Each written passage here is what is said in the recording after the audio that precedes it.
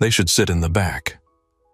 The words landed like a slap across the Meridian Airlines VIP lounge.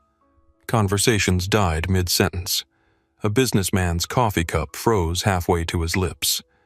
The barista's hand hovered over the espresso machine, steam escaping into sudden stillness. "Give those seats to someone who paid for them properly." The woman who spoke wasn't whispering. Her voice carried that particular pitch of entitlement, the kind that assumes agreement, that expects compliance, that had never not once in 57 years been questioned. She wanted witnesses. She wanted everyone to know she was right. Victoria Ashford stood in the center of the lounge like a monument to old money and older prejudices. Blonde hair shellacked into submission. Designer labels screaming from every surface. Louis Vuitton bag announcing status. Burberry scarf despite Atlanta's heat, Gucci heels striking marble like a judge's gavel. Her perfume arrived 3 steps before she did, announcing her presence like trumpets before royalty. And she was staring directly at 2 women. Gabrielle and Simone Laurent, 24-year-old identical twins, occupied cream-colored armchairs near floor-to-ceiling windows. Laptops open. Boarding passes between them. Seats 1A and 1B. First class. Purchased. Earned. Theirs. But Victoria Ashford had decided otherwise. The lounge didn't just go quiet, it held its breath.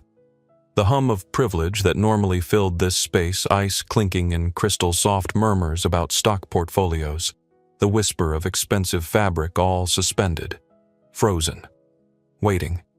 Outside the windows, planes taxied in choreographed patterns. Inside, time stopped. What Victoria didn't know, what she couldn't imagine as she stood radiating certainty, was that in exactly 8 minutes, the woman she was about to humiliate would make a phone call. And that phone call wouldn't just cost Victoria her platinum status. It would cost her everything. Her access, her reputation, her husband's 30-year career, her entire carefully constructed world built on the assumption that some people mattered more than others. 8 minutes. But first, before we watch it all unravel, tell me where you're watching from. Drop your city in the comments. And if this moment stopped you in your tracks, hit subscribe. Tap that like button. Because what happens next isn't just about 2 seats on an airplane. It's about dignity, about justice, about what happens when entitlement finally meets its match. Now, let's rewind to how this moment started. Carlos Reyes had been watching them for 15 minutes. Not because they'd done anything wrong, just because that's what happens when you're a gate agent and 2 young black women settle into first-class territory like they own it. You notice, you watch, you question even when you hate yourself for doing it. Carlos was 28, third-generation Mexican-American, 3 years with Meridian Airlines. He knew the unspoken rules better than the written ones. Platinum Elite members got priority. Complaints from high-status passengers demanded immediate attention. When someone with the right last name asked for something, you made it happen. His supervisor's words still echoed from day 1. Platinum Elite members pay your salary. Never forget that. From his gate desk, he studied the twins. Gabrielle and Simone Laurent, names highlighted in gold on his manifest. VIP status, their own corporate account he'd verified. Beacon Financial. He'd Googled it while pretending to check departure times. A fintech startup, something about financial literacy. The app had 2 million users, and these 2 women, neither looking older than 25, had founded it. They worked like a single organism. One typed, while the other pointed. Finished each other's sentences. Mostly they communicated in glances, the shorthand from sharing not just DNA, but every significant moment of your lives. Gabrielle sat left. Navy blazer over cream silk gold jewelry catching light braids adorned with gold cuffs that chimed softly when she moved. Her fingers drummed when she was thinking. Tap, tap, tap, nervous energy seeking outlet. Simone wore charcoal gray silver accessories complementing her sister's gold.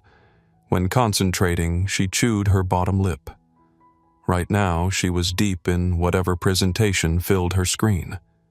Both wore watches. matching but not identical. Carlos couldn't see the engravings, but somehow knew they were there. "We've rehearsed this 47 times," Gabrielle said quietly. 48. Simone didn't look up. "You forgot the 3 a.m. panic spiral. That wasn't rehearsal." "Same thing." Simone glanced up, smiled. "The Global Tech Summit is going to love us or hate us. But they'll definitely remember us. They better. We're paying for these first-class seats with miles from flying to investor meetings." Gabrielle's finger stopped drumming. She sipped water, set it back precisely where it had been. Everything deliberate. Everything controlled. If the VCs in London can't see what Beacon Financial does for communities that banks ignore, that's on them. Not us. Simone finished. Never us. Their boarding passes lay between them like badges of honor. Meridian Airlines, Flight 447, Atlanta to London Heathrow. Departure 6:47 p.m., seats 1A and 1B, the row that said "We've earned this." Gabrielle checked her watch inscription on back, invisible but present. "Your time matters. Use it wisely." Their father's words. 20 minutes until boarding. "Want to run through the blockchain section, Maya?" Simone closed her laptop with a soft click. "We graduated summa cum laude from Spelman. We built a company that helps people who've never had bank accounts open their first savings. We've been invited to keynote the biggest tech summit in Europe. We know our material." "You're right." Fingers started drumming again. "I just keep thinking about Mrs. Patterson, the grandmother in Alabama who called us crying because she'd saved $300 for the first time at 68 years old. That's exactly why we're going to London." Simone reached across and squeezed her sister's hand. "Their childhood signal. I've got you. I see you. We're in this together. That's why we earned these seats." The squeeze lingered. Gabrielle squeezed back. "Always." From across the lounge, Carlos watched this interaction and felt something uncomfortable twist in his chest. They were just people. Just passengers. Just two young women about to board a flight they'd paid for, heading to a conference they'd earned living their lives. But when Victoria Ashford approached his desk 5 minutes later, Carlos's observations stopped mattering, because Victoria Ashford had decided those seats belonged to someone else. Victoria Ashford wore her wealth like a shell she couldn't shed. 3 generations of women had taught her in their world appearance was everything. The right clothes, the right friends, the right clubs, the right zip code, the right to decide who belonged where. Her entrance wasn't quiet. Perfume announced her first Chanel No. 5 claiming territory. Then came sound. Heels on marble. Click, click, click. Each step announcing, "I'm here, I matter, acknowledge me." 57, but spending money to look 45. Face lifted until her skin had that tight, shiny quality of expensive plastic. Lips plumped with fillers, eyes narrowed from Botox or from 5 decades of looking down at others. Probably both. Hair dyed aggressively blonde, styled into architecture. Not a strand moved. Not a strand would dare. Her handbag was Louis Vuitton logos everywhere, designed so everyone would know the cost. $4,000. 3rd one this year. Scarf was Burberry. Shoes were Louboutins, heels high enough to add 3 inches to her 5'4" frame. She jangled when she walked. Gold bracelets. Cartier watch, heavy as a threat. Wedding ring with a diamond requiring separate insurance. Behind her, Carlos Reyes struggled to keep up, looking like a man being led somewhere he didn't want to go. Victoria's mother's voice echoed through her mind 30 years of careful training. "The right people know their place, darling. Everyone else needs reminding." She'd done plenty of reminding. Flight attendants who seated her near children, maitre d's who suggested she wait, shop assistants who assumed she couldn't afford merchandise, Each time she'd corrected them, educated them, reminded them who mattered. This would be no different. Victoria surveyed the lounge with practiced assessment. Businessmen with scotch. Young couple on honeymoon, probably upgraded once. Older woman reading Proust in French pearls at throat, the kind of understated old money Victoria both recognized and competed with. And then she saw them. The twins. Her rationalization machine, well-oiled from decades of practice, began immediately. First class isn't just about money. Any tech bubble millionaire can buy a ticket these days. It's about breeding. Understanding unspoken rules, knowing which fork to use, knowing the right finishing schools, knowing the social register. These girls, pretty yes, well-dressed, certainly simply don't understand. They're young. They're black. Something about them screams outsider. New money if they have money at all. Probably points, or upgrades, or corporate quotas. First class is her space. Richard's space. People like them. People who've earned the right through decades of loyalty, through status that means something. She's doing them a favor, really. Saving them discomfort. Business class would suit them better. They'd fit in there. They'd be more comfortable with people like them. They'd thank her later. Victoria smoothed her scarf and approached with the confidence of someone who'd never been told no. This would be easy. People always moved when she asked. "Excuse me." Victoria's voice cut through the lounge's murmur. Not loud yet, but sharp enough to demand attention. She wasn't speaking to Gabrielle and Simone. She was speaking at them, gaze fixed somewhere above their heads. Gabrielle's typing stopped. The sudden silence created a vacuum. Simone's eyes lifted slowly. They'd heard that tone before. Every black woman has. That particular pitch combining false politeness with unmistakable condescension. "I'm being nice right now, so you should appreciate it while it lasts." Carlos stood behind Victoria name tag, askew face already showing strain. His tablet trembled slightly in his hands. "Ma'am?" He began addressing Victoria, but glancing at the twins as I explained the flight is fully booked. There are no other seats available in first class. Victoria waved dismissively. Bracelets jangled. Ridiculous. 30 years I've flown Platinum Elite with Meridian. There are always solutions for valued customers. She gestured toward the seating area. What about those seats? Carlos's face lost color. These passengers are confirmed in seats 1A and 1B, Mrs. Ashford. Their reservations are valid. Well, they can move. Statement, not suggestion. Not a question, but a reality needing implementation. Her voice carried certainty from 57 years of having the world rearrange itself for her comfort. My husband is in seat 1C, Richard Ashford. Perhaps you've heard of him.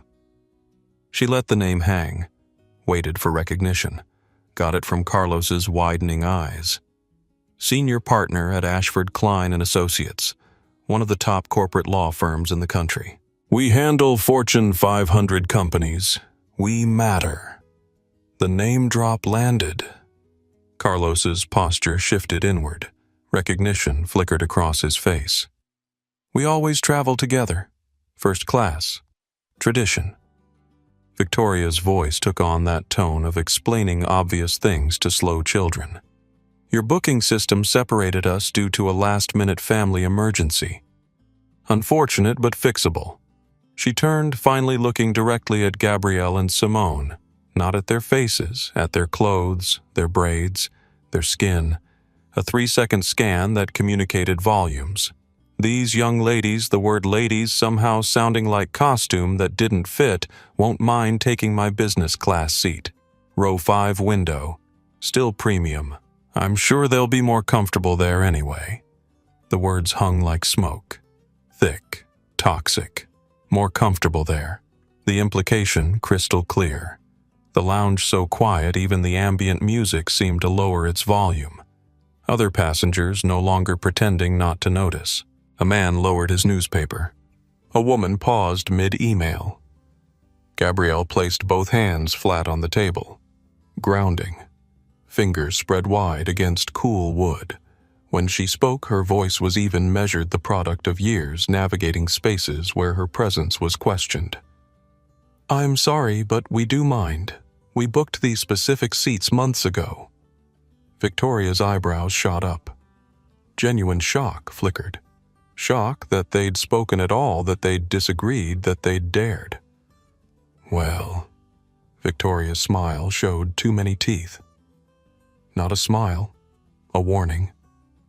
"I'm sure Meridian can compensate you. Travel vouchers, perhaps. An upgrade certificate for future flights. Quite generous when you think about it." "It's really quite unnecessary," Simone said, her voice higher, sharper an edge suggesting she'd fight first and talk later. "We specifically chose these seats for space and privacy.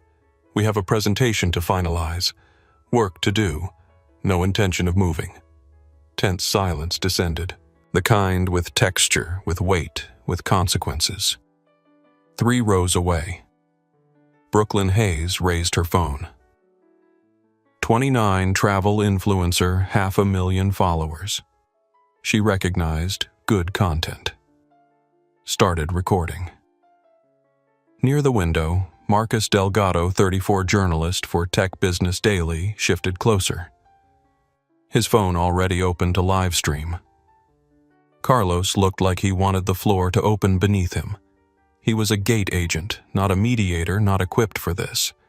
But his training had taught him something else, something living in spaces between official policy and unspoken rules, something reinforced through observation and performance reviews that rewarded keeping high-status passengers satisfied. Platinum Elite members pay your salary. Never forget that.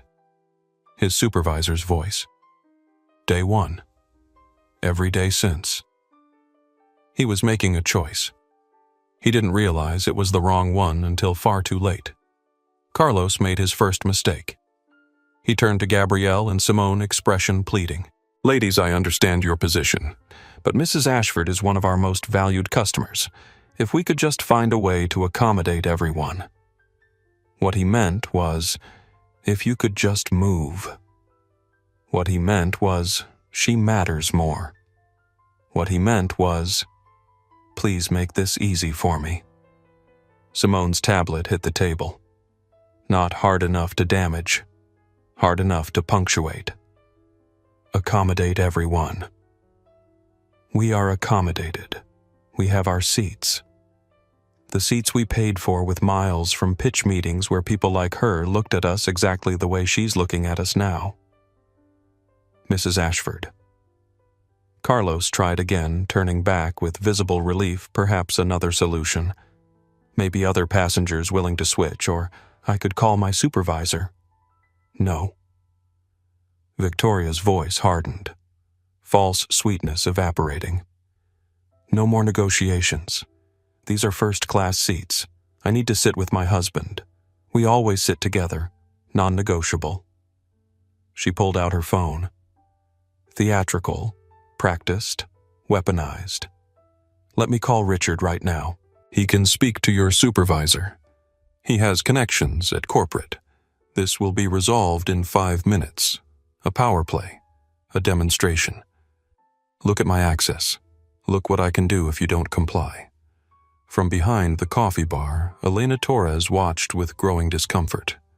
41 VIP lounge manager, 15 years with Meridian. She'd seen entitled passengers, managed difficult situations. But this felt different. This felt like watching a car crash in slow motion. She took a step toward the gathering crowd. Carlos caught her eye and shook his head. Not yet. Let me handle this. Elena stopped, but her hand hovered near her phone. Ready. Victoria's voice rose, ensuring the entire lounge heard. Do you know what Platinum Elite means? 3 million miles I've flown with this airline. 3 million. 30 years of loyalty. My husband and I have never been treated with such disrespect. You're not being disrespected, Gabrielle said quietly. But we're not moving. Excuse me. Victoria's face flushed red color spreading from neck to cheeks. You don't get to tell me what is or isn't disrespectful. I am a paying customer, a valued customer, and I'm telling you I need these seats. And we're telling you, Simone said, voice matching her sister's calm, but with steel underneath. We need them too. We had them first. We're not giving them up because you decided they should be yours. That's when Lauren Fitzgerald arrived. 35 senior supervisor, blonde, polished. She carried a tablet and an expression that said she'd already decided the outcome before hearing what it was about. Carlos had called 3 minutes ago, mentioned seating issue with Platinum Elite member. That was all she'd needed to hear. Platinum Elite. Magic words that opened doors and closed ranks. Mrs. Ashford Lauren said warmly, extending a hand. Victoria shook with visible relief. I'm Lauren Fitzgerald, senior supervisor. I understand we have a seating situation. That should have been resolved 10 minutes ago. I need seats 1A and 1B. My husband is in 1C. These girls can take my business class seat. Lauren turned to Gabrielle and Simone. Her eyes did the same scan Victoria's had done. Clothes, hair, skin, assessment, judgment. 3 seconds. Ladies, what if we offered you both business class seats together, rows 5A and 5B, still premium, plus $200 travel vouchers each and 10,000 bonus miles? We don't want compensation, Gabrielle said. Each word a brick in a wall. We want the seats we booked. Let's be reasonable. Mrs. Ashford has extenuating circumstances, family emergency requiring late booking. Surely you understand the need for flexibility. We understand she wants our seats, Simone said, voice cold enough to frost glass. What we don't understand is why her last-minute emergency becomes our problem to solve. This isn't about wanting Victoria interjected, all pretense abandoned. This is about what's appropriate. Customer service. Treating loyal passengers with the respect they deserve. Gabrielle felt something familiar rising in her chest. Not embarrassment. Anger. The cold kind that starts in your sternum and spreads like ice water through veins.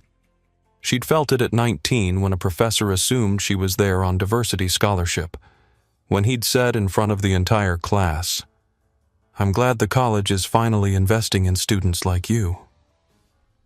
She'd felt it at 22 when the first VC had looked past her and Simone to their white male intern. When do the real founders arrive? She'd felt it 1,000 times. Every time someone looked at her and decided before she'd even spoken that she didn't belong. But this time was different. This time she had her boarding pass. She had proof. And she had a phone number that could change everything. Under the table, invisible to everyone, Simone's hand found Gabrielle's. Squeezed. The signal had changed meaning. Soon, almost time. Get ready. Get. Gabrielle squeezed back. I know. Let's do this.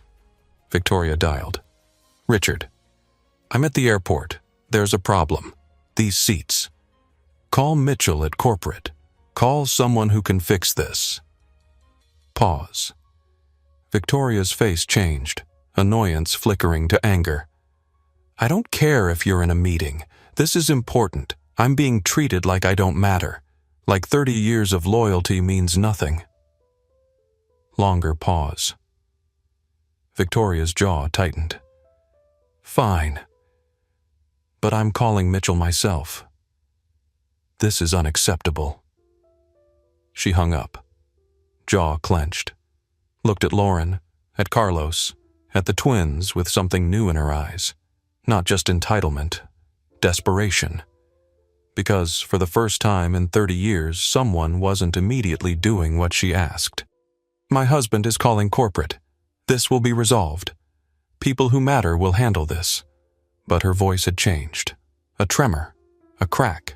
The first hint that maybe this wasn't going to end the way she expected. The moment crystallized. Victoria Ashford stood there, phone-clutched designer bag, weighing like armor. Decades of unchallenged privilege wrapping around her and made her final, fatal decision.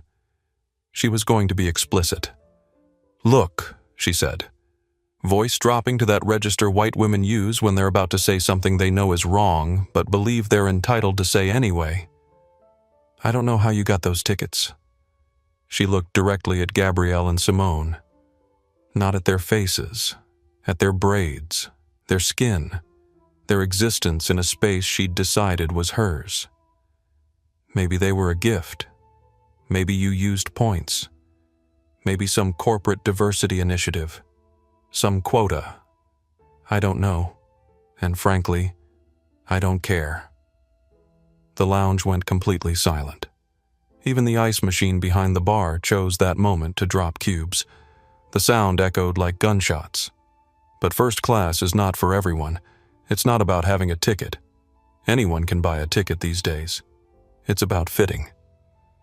Understanding certain expectations, certain standards, certain qualities. Mrs. Ashford Carlos' whispered voice cracking. Please, don't. But Victoria was on a roll, righteous, certain. She'd been challenged, which didn't happen. Been refused, which never happened. Now she was going to make absolutely sure these two young women understood their place. You're young, obviously educated. Your clothes are nice. You present well. She said present like judging livestock. But there's a difference between having money and having class. Between owning a ticket and belonging in the seat. Do you understand? Crystal clear, Simone said. Her voice could freeze nitrogen. Good. Then you understand why business class would be more appropriate. More suitable. You'd fit in better with people like you. There it was. People like you. Gabrielle's hand tightened on her laptop until knuckles went white. Nails pressed crescents into palms. Every muscle wanted to stand, to shout, to unleash 300 years of rage. But she didn't, because Gabrielle Laurent survived by planning. By staying calm while others lost control. By weaponizing composure. Under the table, Simone's fingers laced with hers. Squeezed. Now. Do it. Now. The VIP lounge had become a theater. Every passenger a witness. Every phone a camera. Brooklyn Hayes was recording, already composing the caption. You won't believe what I just witnessed. Marcus Delgado was live streaming comments flooding faster than he could read. Is this real? Someone stop her. A woman named Claire Winters sat frozen 3 rows away. She'd been silent this whole time. Uncomfortable. Uncertain. Now she reached for her phone, hands shaking. Elena Torres moved, stepped out from behind the coffee bar. Mrs. Ashford, their reservation is valid. They are confirmed passengers. They have every right to those seats. Lauren spun on her, eyes blazing. Elena, I'm handling this. Step back or face disciplinary action. I'm not stepping back from discrimination. That's a very serious accusation. It's a very serious situation, but the damage was done. Victoria had said too much, revealed too much. Carlos stood there, badge, crooked face, pale, realizing he'd facilitated this. He'd brought Victoria over. He'd asked the twins to move. He'd prioritized status over dignity because that's what he'd been trained to do. Platinum Elite members pay your salary. He'd never forgotten. And now it was documented. Viral by the second. Jamie Kim, 26 junior gate agent, had been silent until now. Watching. Learning what kind of agent he wanted to be versus what kind he was being trained to become. He shook his head. No. This is wrong. Carlos looked at him. What? This is wrong. They have their seats. We can't ask them to move because someone else decided they don't belong. That's not policy. That's bias. You need to be quiet, Lauren snapped. But Jamie's grandmother's voice echoed. Silence is agreement. I'll testify if there's an investigation. I'll tell exactly what happened. Victoria laughed, sharp, breaking glass, an investigation over airplane seats. Absurd. She reached out, before anyone could stop her, before anyone could process. Her hand clamped onto Gabrielle's arm. "You're making this more difficult than it needs to be." The lounge exploded.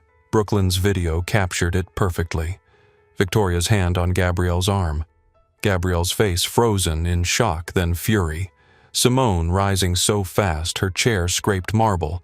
She just grabbed her Brooklyn's voice on the recording. "Everyone's seeing this." "That's assault," Marcus said into his live stream. "Physical assault. On camera." Elena moved fast. "Mrs. Ashford, remove your hand." "Immediately." Victoria didn't remove it. Gripped tighter. "I'm trying to help you understand." Gabrielle's voice when she finally spoke was quiet. Deadly quiet. The kind that comes before storms. "Get your hand off me." Victoria released. Perhaps realizing she'd gone too far. Perhaps sensing the shift. Perhaps finally understanding something had changed irrevocably. But the damage was done. The line was crossed. 20 phones, 50 phones, 100 phones, all filming, all recording, all bearing witness to Victoria Ashford touching a black woman without permission and proving beyond doubt exactly who she was. Gabrielle stood. Simone stood. They stood together, shoulders touching united, and Gabrielle pulled out her phone. "You've just made a mistake," Gabrielle said. "I don't think so," Victoria replied, but her voice wavered. "You will." Gabrielle's finger hovered over a contact. One name. Dad. She pressed dial, rang once, twice. Then a voice warm and familiar. "Gabrielle. Aren't you supposed to be boarding? Hi, Dad." Gabrielle's eyes never left Victoria's face. "We have a situation." 3 seconds of pause. In those 3 seconds, Victoria Ashford's face began its transformation. Confidence, crumbling confusion, settling the first flickers of concern, lighting behind her eyes. What kind of situation? Michael Laurent's voice shifted. A father recognizing his daughter's tone. The kind where a woman named Victoria Ashford just put her hands on me and is trying to force Simone and me out of our first-class seats because she says we don't belong. Complete silence on the other end. The kind that has weight, that has meaning, that precedes earthquakes. "Put me on speaker, sweetheart." Gabrielle pressed the button. Audio filled the quiet lounge. Every person within 20 feet could hear perfectly. "You're on speaker, Dad." "Good. Now is there a Meridian Airlines employee present?" Carlos raised a trembling hand before realizing Michael couldn't see him. He croaked. "Yes, sir. Carlos Reyes. Gate agent." "Carlos Reyes." Michael repeated the name like carving it into stone. "Carlos, I need you to pull up your supervisor, right now. And I need them to pull up their supervisor.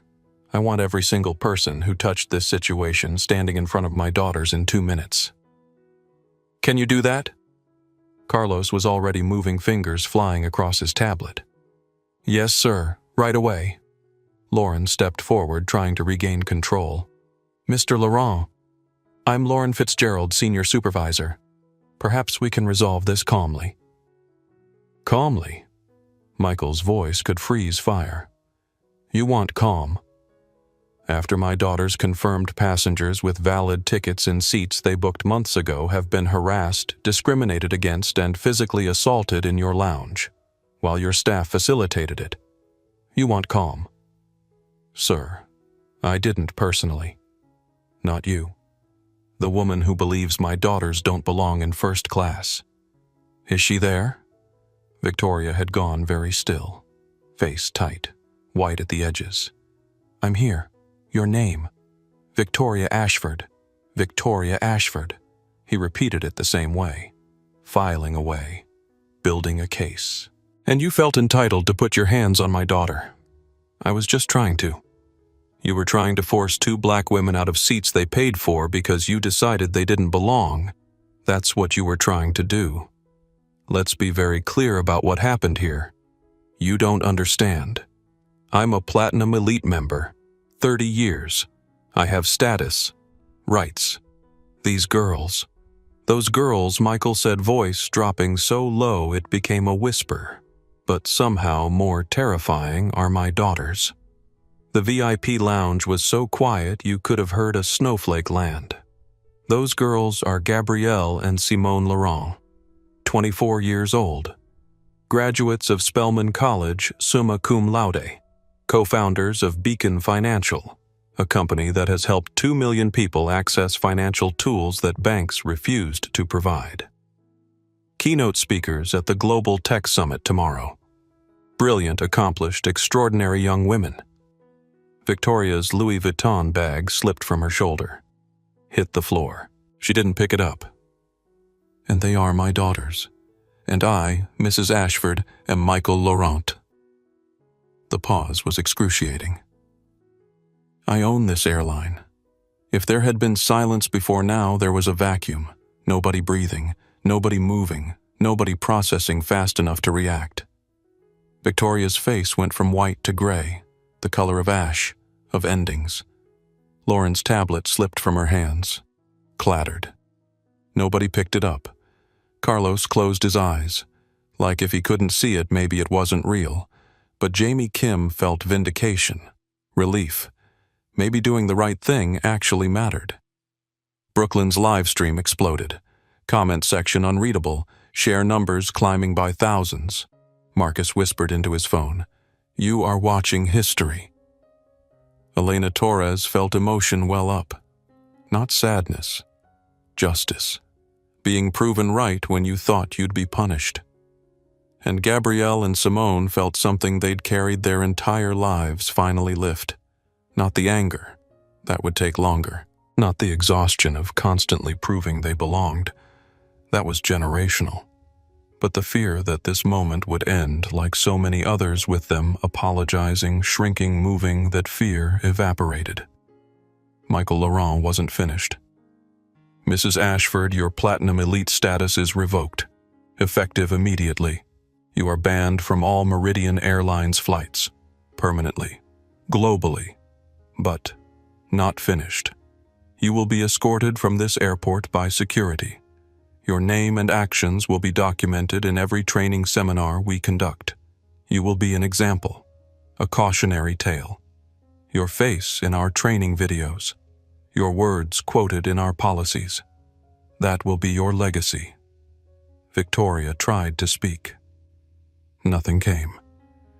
Carlos Reyes, your badge. Turn it in. Your employment with Meridian is terminated. Effective immediately. For cause. Carlos's hands shook as he unclipped his badge. His pregnant wife. Their apartment. Their baby in 8 weeks. All slipping away. Lauren Fitzgerald, you'll receive formal notice of suspension pending investigation. If we determine you prioritized status over dignity, your employment will be terminated. Lauren's mouth opened. Closed. No words.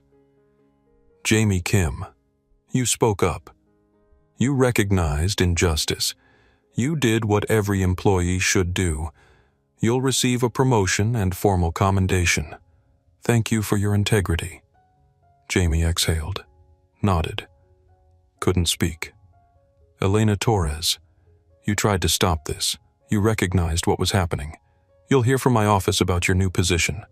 Director of VIP Experience. Effective Monday. Elena covered her mouth with both hands, emotion flowing.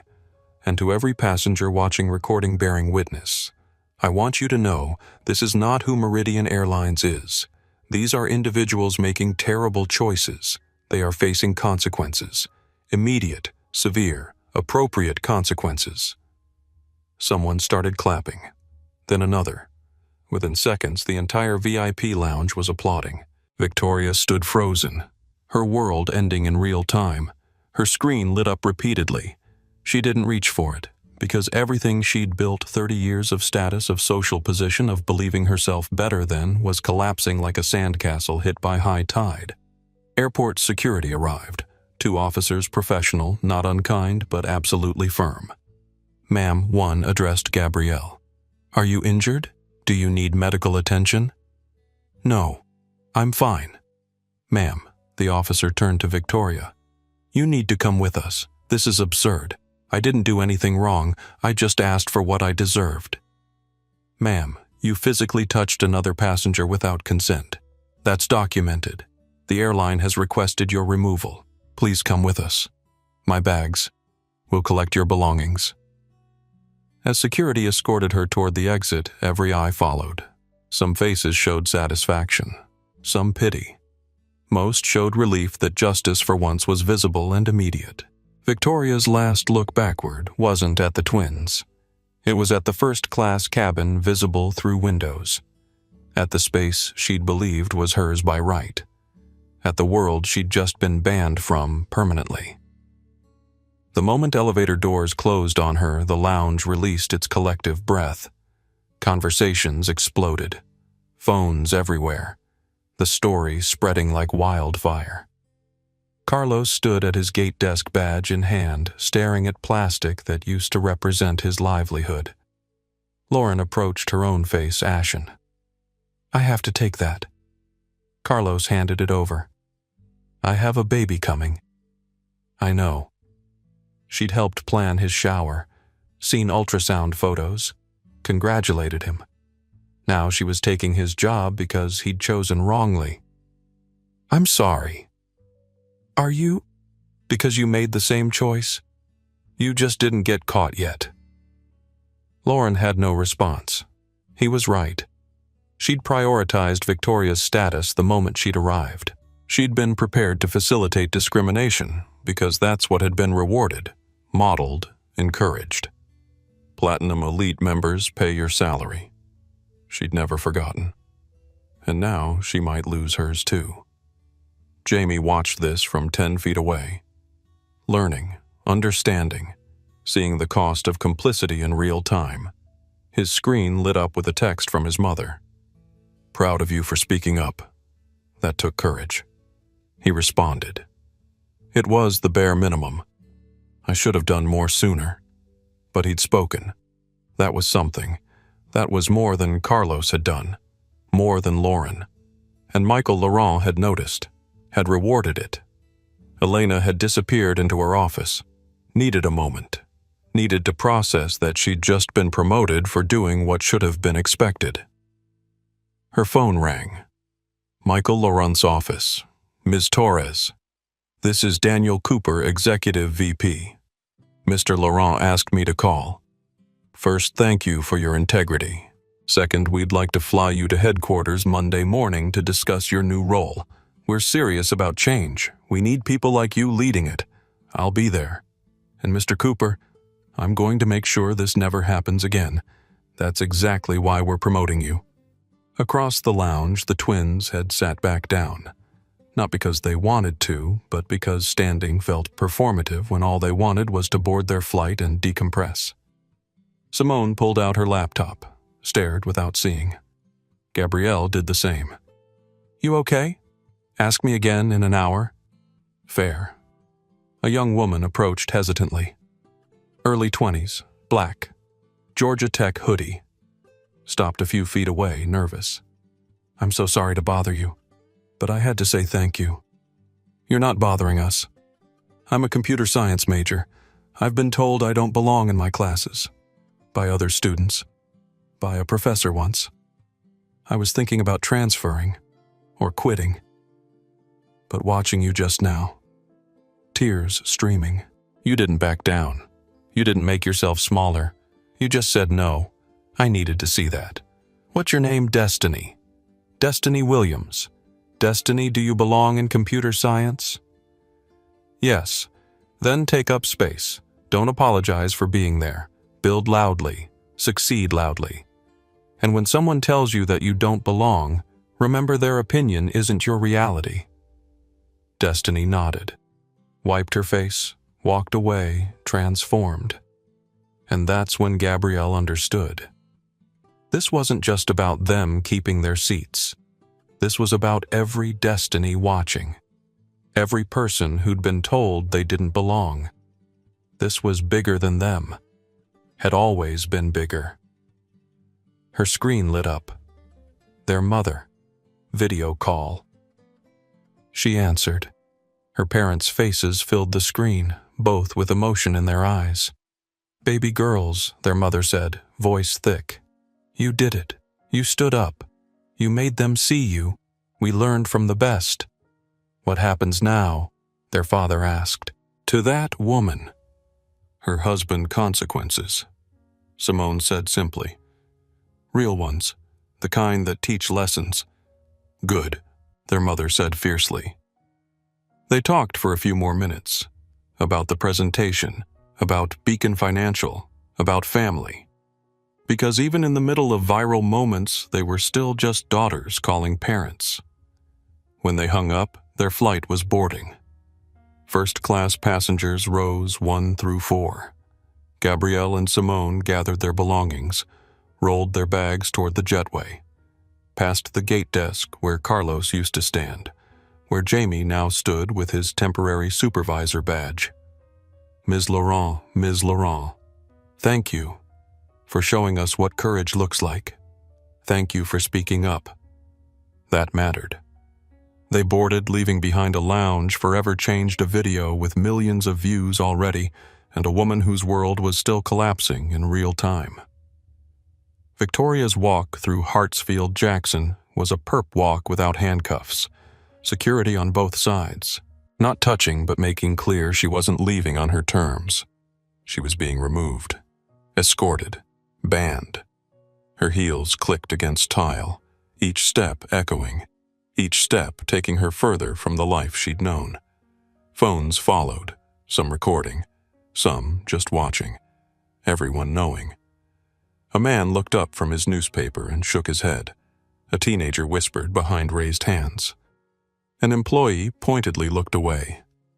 In the administrative office 3 terminals away, Lauren was having the worst call of her career. "Yes, sir," she said to Regional Director Marcus Williams. "Yes, I prioritized the Platinum Elite member. No, I didn't consider. Yes, I understand that's not policy. That's the opposite of what our diversity training says." Her hands shook. 12 years building this career customer service to agent to supervisor to senior supervisor crumbling. She'd followed the rules as she understood them. Rules demonstrated daily. Status matters. High-value customers get priority, but nobody had taught her what to do when status conflicted with dignity. Or maybe they had, and she'd chosen not to listen. "Your suspension begins immediately. HR will contact you within 48 hours. If we determine you violated anti-discrimination policy and Lauren, it really looks like you did, your employment will be terminated. I understand. Turn in your credentials to Jamie Kim. He's acting supervisor." Jamie. But he's the person who recognized discrimination and spoke up. That makes him more qualified than anyone else in that lounge. Lauren had no response. The call ended. Meanwhile, Carlos walked through the employee exit in a daze. Badge gone, access gone, ID gone. 3 years ended in 30 minutes. He sat in his car. The ultrasound photo of his daughter hung from the rearview mirror. Due in 8 weeks. Isabella. Bella for short. How was he going to tell Maria? His screen lit up. Jamie. "I'm sorry, man. I wish there was something I could do." Carlos responded. "You did do something. You spoke up." "I should have listened." He started the car, began driving home, each mile heavier than the last, mind racing through savings, unemployment, Cobra hospital bills, the new apartment lease, all possible on his salary, none possible without it. He pulled over at a gas station, couldn't drive while his vision blurred, sat in his car and let himself break. Then he pulled out his laptop, started typing an apology to Gabrielle and Simone Laurent, to everyone, to his daughter who would one day learn what her father had done. "I made a choice today that I will regret for the rest of my life. I prioritized status over dignity. I facilitated discrimination because I was trained to believe some passengers matter more than others. I was wrong. The training was wrong. The priorities were wrong. I'm sorry. I don't expect forgiveness, but I needed to say this. Accountability begins with admission. I'm teaching my daughter better than I behaved today. That starts now. He sent it to Beacon Financial's contact email, knew they probably wouldn't read it. But he'd said it. Back at the gate, Jamie was being briefed by Regional Director Williams. You did the right thing. That took courage, especially challenging a supervisor. Most people stay silent. It felt necessary. Like if I stayed silent, I was agreeing. Good instinct. That moral clarity is what we need in leadership. This promotion is temporary, but you have potential. I won't waste it. And Jamie, the passengers, the Laurent twins, make sure they get to their flight without incidents. Personally escort them if needed. Already done, sir. They boarded 5 minutes ago. Good man. Jamie hung up, looked at where the twins had been sitting. Their chairs empty now, but the impression they'd left the change they'd catalyzed was permanent. His screen lit up. His mother. Your grandmother saw the video. Said you reminded her of your grandfather during the civil rights movement. That's legacy, son. Jamie felt emotion prick his eyes. His grandfather had been arrested twice during sit-ins in the 1960s, had risked everything. Jamie had spoken up in an airport lounge. The scales weren't comparable. But maybe that was the point. Every generation fought with the tools they had. His grandfather had lunch counters. Jamie had airline lounges. The battlefield changed. The fight remained. He adjusted his badge, looked at passengers waiting to board, all human, all deserving of dignity, all belonging equally. That was the job now, not just checking tickets, ensuring dignity. 40 blocks away in a corner office on the 47th floor, Richard Ashford watched his career implode. James Rothwell had just walked out. Not stormed, that would have been better. James had gathered his papers methodically, closed his laptop with a decisive click, stood, looked Richard in the eye, said 4 words. We're done, Richard. Then left. No yelling, no negotiation, just done. Richard's screen was already buzzing, messages appearing like wounds. Have you seen this? Is that Victoria? Call me immediately. He opened Twitter, his wife's name trending, number 3 nationwide. The video played, Victoria's voice. There's a difference between having money and having class. First class is not for everyone. The moment she grabbed the woman's arm. The phone call. I own this airline. Victoria's face as her world ended. 10 million views. 15. 20. Each view another witness. His assistant appeared. Jennifer, face pale. Mr. Ashford, the managing partners are requesting your immediate presence in the main conference room. Not requesting. Summoning. Richard stood, straightened his tie with trembling fingers, walked the hallway like a condemned man. Inside the conference room, 5 managing partners sat around mahogany. Margaret Klein at the head, 62. Founding partner, face like carved stone. Richard sit? He sat. We've seen the video. We've seen Victoria's behavior. We've received notification from James Rothwell that they're terminating our contract, $15 million in annual revenue. Gone. I had no idea Victoria was going to. Margaret held up a hand. We don't care what you knew. We care that your wife used your name as leverage to discriminate against passengers on an airline owned by one of the most powerful businessmen in the Southeast. An airline we were pursuing. An airline that will now never work with us. I can fix this. We already called. His office declined. Referred us to legal. Howard Chen slid a document across the table. Richard picked it up. Read. Felt ice in his veins.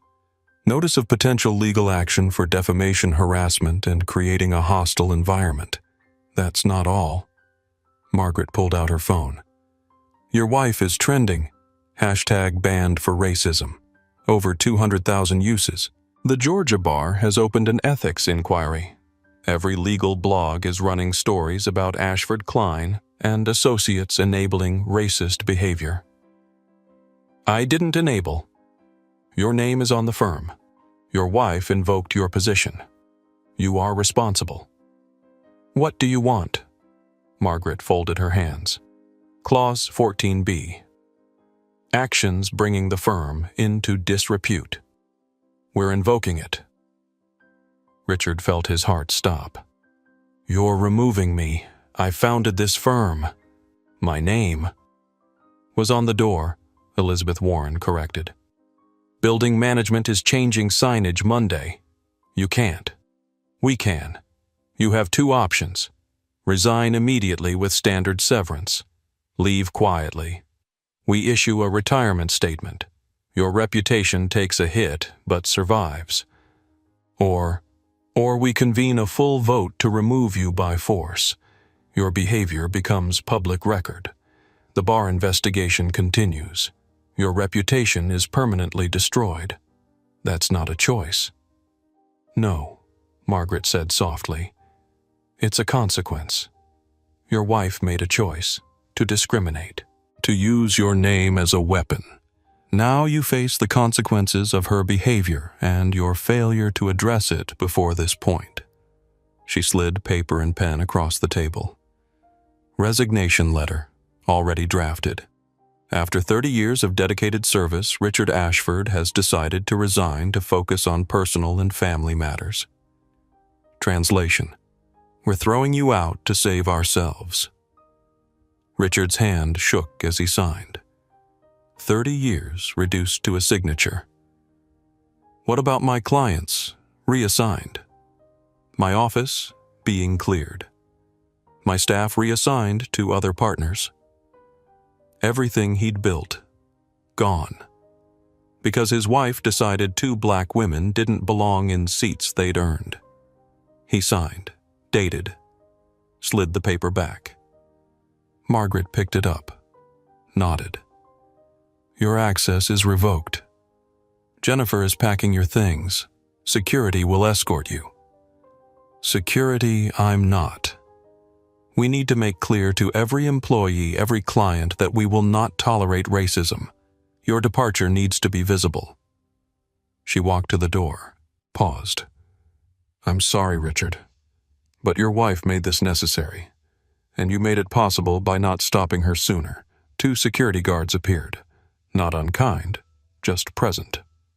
He walked back toward his office. In the hallway, Jennifer met him with a box.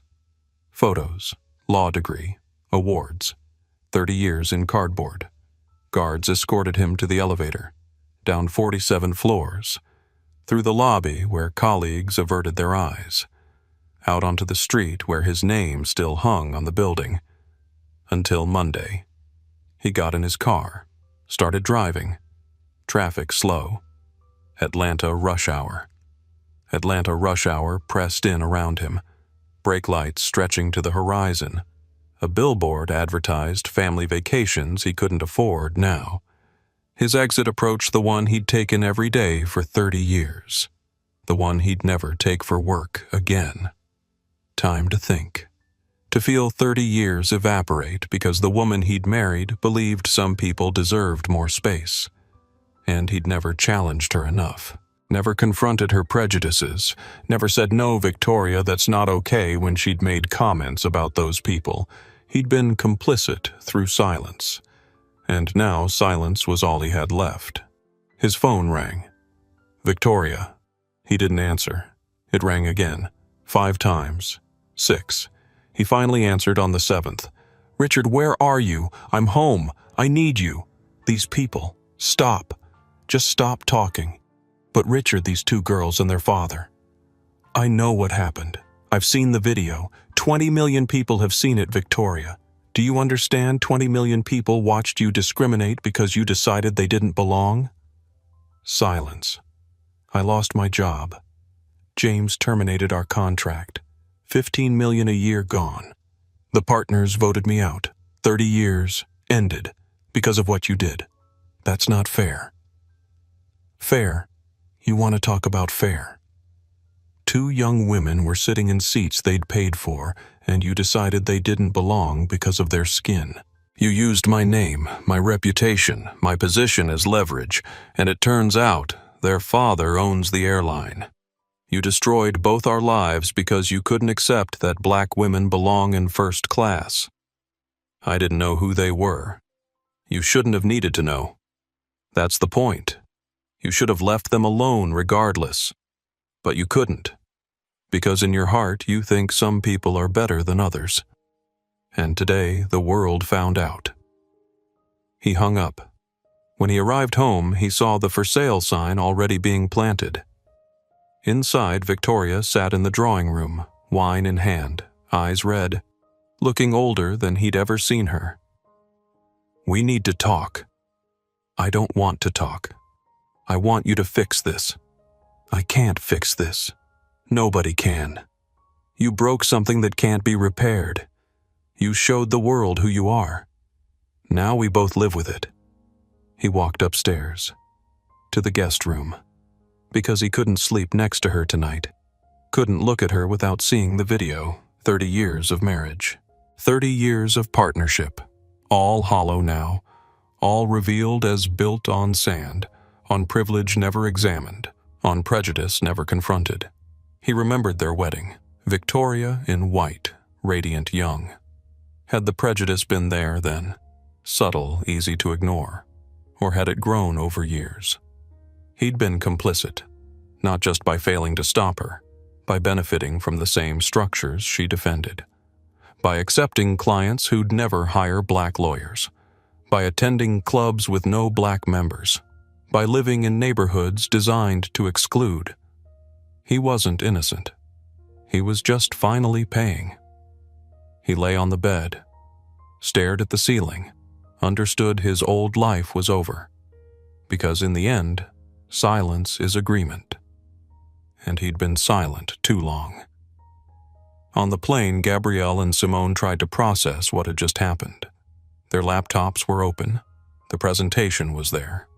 Words about financial literacy and market penetration. Important, but somehow smaller. "Do you think we did the right thing?" Simone asked quietly. Calling Dad, not moving, letting it escalate to all of that. What was the alternative? Move to business class. Accept that we don't belong in seats we paid for. Teach every black girl watching that when white women decide you don't belong, you shrink and apologize. No. I know. But Victoria just lost everything. Carlos lost his job, his family. Will struggle because he made a choice. He chose to prioritize status. That's not our fault, not our responsibility. We asked to keep the seats we'd earned. I know. Simone closed her laptop, leaned back. But it doesn't feel good. Victory doesn't feel the way I thought. Gabrielle understood. She'd expected triumph, satisfaction, clean justice. Instead, she felt exhausted, drained, aware of how much energy it took to stand firm. Justice isn't comfortable. Mom told us that. Remember? After that, Professor assumed we were diversity admits. She said justice hurts because it requires holding people accountable. And accountability is painful. For everyone. For everyone. A flight attendant appeared. Jessica Lynn, name tag read. Young blonde, genuine warmth. Ms. Laurent. Ms. Laurent. I wanted to personally welcome you. I'm Jessica. I'll be taking care of first class. Can I get you anything? Water would be great, both twins said simultaneously, then smiled. Coming right up. Jessica hesitated. And I want you to know what happened in the lounge. That's not who we are. Those individuals made terrible choices. But the rest of us, we see you. We value you. Thank you. That means more than you know. Jessica left, returned quickly with water and a message. Compliments of Captain Rivera. He asked me to tell you he's honored to have you on his flight. After Jessica left, Gabrielle opened her phone. Notifications everywhere. One caught her eye. W. Stanford, applicant@gmail.com, subject, "Thank you for not moving." She opened it. "Dear Ms. Laurent and Ms. Laurent, my name is Destiny Williams. You don't know me, but I was in that lounge. I saw everything. I'm a 22-year-old computer science major at Georgia Tech. I'm the only black woman in most of my classes. Last week, a professor asked if I was in the right room. Yesterday, a study partner asked if I needed help understanding the complex concepts. Tomorrow, I was going to drop out. But then I watched you. I watched you sit there with perfect calm while that woman tried to erase you. I watched you refuse to move even when it would have been easier. I watched you stand your ground and change everything. I'm not dropping out. I'm staying. I'm taking up space. I'm finishing my degree because you showed me what refusing to shrink looks like. Thank you for fighting. Thank you for being exactly who you are. With gratitude." Destiny Gabrielle read it aloud. By the end, both had moisture gathering at the corners of their eyes. "This is why we didn't move.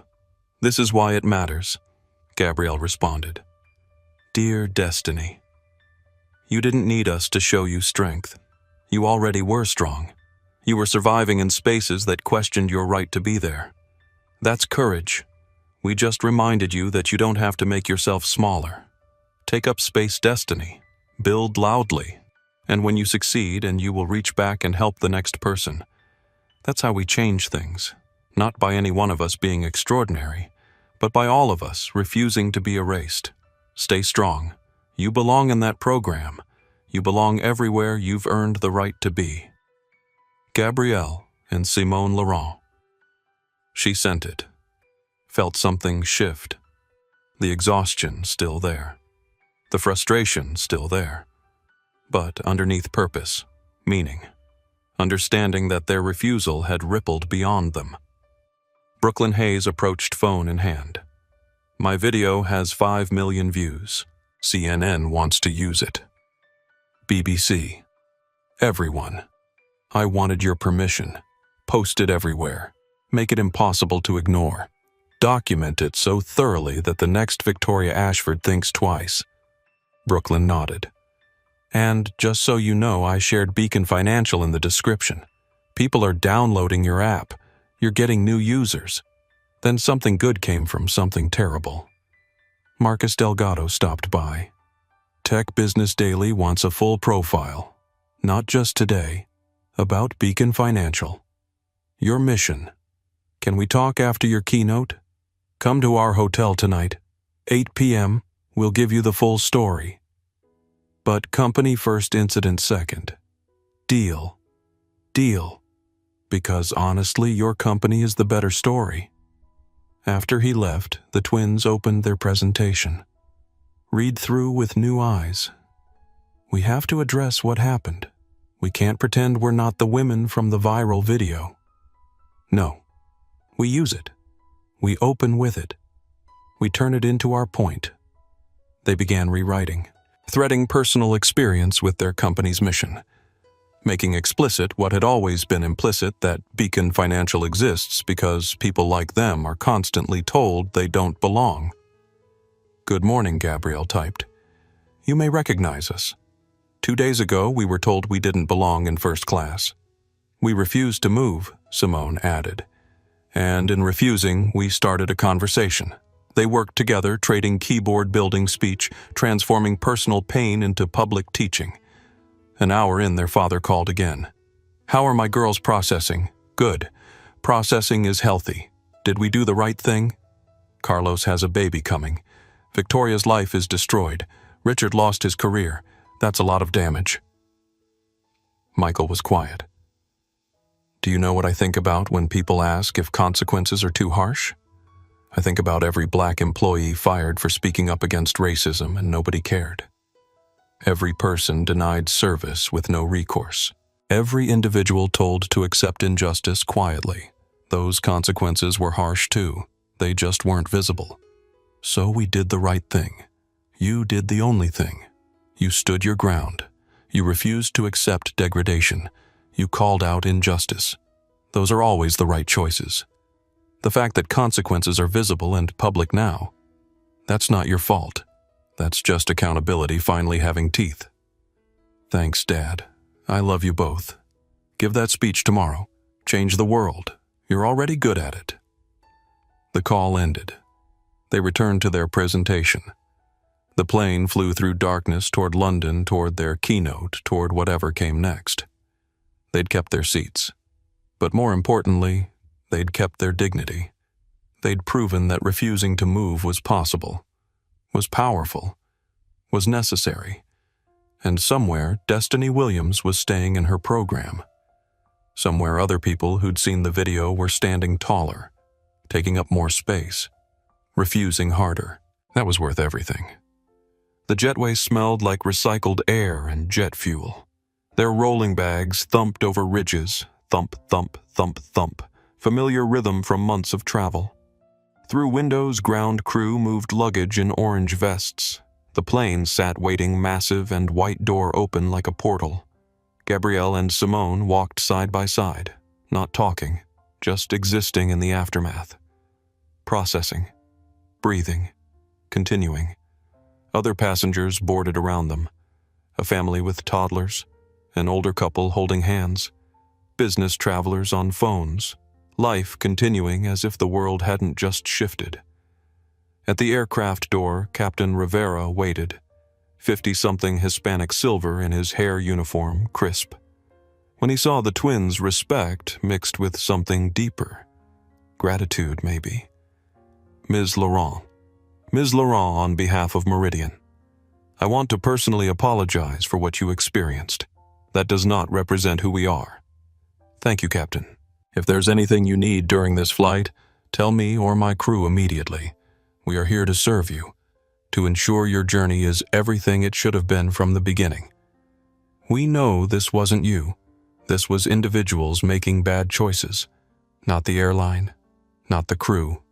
Still, I want you to know we see you. We value you.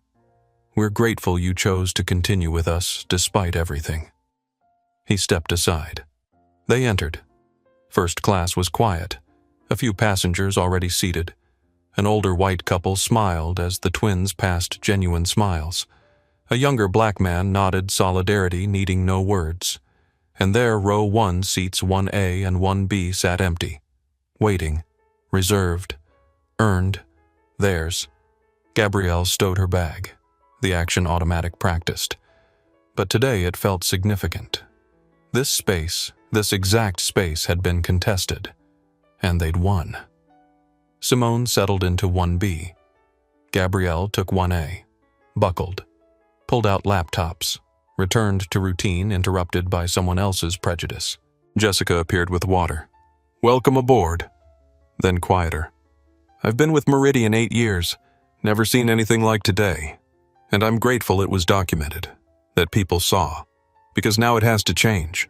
It happens everywhere. Airports, restaurants, hotels, everywhere people make assumptions about who belongs in premium spaces. I know. And I'm sorry. For all the times I didn't notice, didn't speak up. That changes today. For me. Because of you. After she left, other passengers boarded. The familiar parade, some wealthy, some upgraded, some using miles. All belonging because they had tickets. A white businessman, late 50s, settled into 1C. Glanced at the twins, opened his mouth. Gabrielle tensed, then smiled. The Laurent twins, right? Read about your company in the Wall Street Journal. Impressive work. Thank you. He returned to his laptop. Just another passenger. No drama, no assumptions. Just basic decency that should have been standard. The cabin filled. 200 passengers settling in. Most had no idea what happened in the lounge. Most focused on their own journeys. But some knew. Some had seen the video. A few stared with recognition. Some with support. 1 or 2 with something like judgment quickly hidden. The twins ignored them. Focused on work. On the presentation needing finalizing. On the speech happening in 16 hours. The door closed with a heavy thunk. Finality. Commitment. They were leaving Atlanta, leaving the scene of confrontation, leaving behind Carlos's empty desk and Lauren's suspension and Victoria's permanent ban, but carrying forward the weight of being seen, the responsibility of representation, the burden they'd never asked for but now owned. Final boarding complete, the intercom announced. Doors closed and secured. The plane pushed back. Slow. Steady. The terminal where everything changed grew smaller. The gate where Carlos had stood. The lounge where Victoria had grabbed Gabrielle's arm. The space where they'd refused to move. All receding. Becoming memory. Becoming footage. Becoming story. The aircraft taxied. Positioned. Then the engines roared and they were moving. Accelerating. Point of no return. Passing. With a gentle lift. Airborne. Rising. Atlanta fell away beneath them. City lights dimming as they climbed through clouds. The world that had watched them stand firm, growing smaller, more distant. But not gone. Never gone. Because the internet was forever. 20 million views were forever. Their names, their faces, their refusal, all permanent now. "We did it," Simone said softly. "We did. What comes next? We land. We give the speech. We change more things. We keep going. Together, always together." The plane climbed through turbulence, through clouds, through atmosphere, seeking cruising altitude, seeking smooth air above the chaos. In seats 1A and 1B, the Laurent twins opened their laptops and continued building the speech that would define them, not as victims, not as viral moments, but as what they'd always been. Brilliant women who knew their worth. Flight attendants dimmed the cabin lights, night flying. The world outside was darkness and distance and occasional city lights below. Inside, Gabrielle and Simone worked, typed, refined, prepared, because the fight wasn't over. Never over. But they'd won this battle, kept their seats, stood their ground. Proven dignity isn't negotiable. Tomorrow, they'd prove it again. Bigger stage, bigger audience, more at stake. But tonight, they flew. In seats earned, in space defended, in victory claimed. Enough. For now. For this moment. For this flight. Enough. 2 hours into the flight, cruising at 35,000 feet, most passengers had settled into flying's rhythm. Movies played, laptops glowed, books were read. The gentle hum of pressurized air created that particular airplane atmosphere, suspended time, liminal space. Gabrielle stared at her screen without seeing it. The presentation was there, words she'd written and rewritten, but her mind was elsewhere. She was thinking about Victoria Ashford. Not with satisfaction, not with triumph, just thinking. Trying to understand the architecture of prejudice. How someone becomes a person who looks at two young women and decides instantly that they don't belong. Was Victoria born believing black people were less deserving? Or had she learned it, absorbed it through 1,000 small interactions?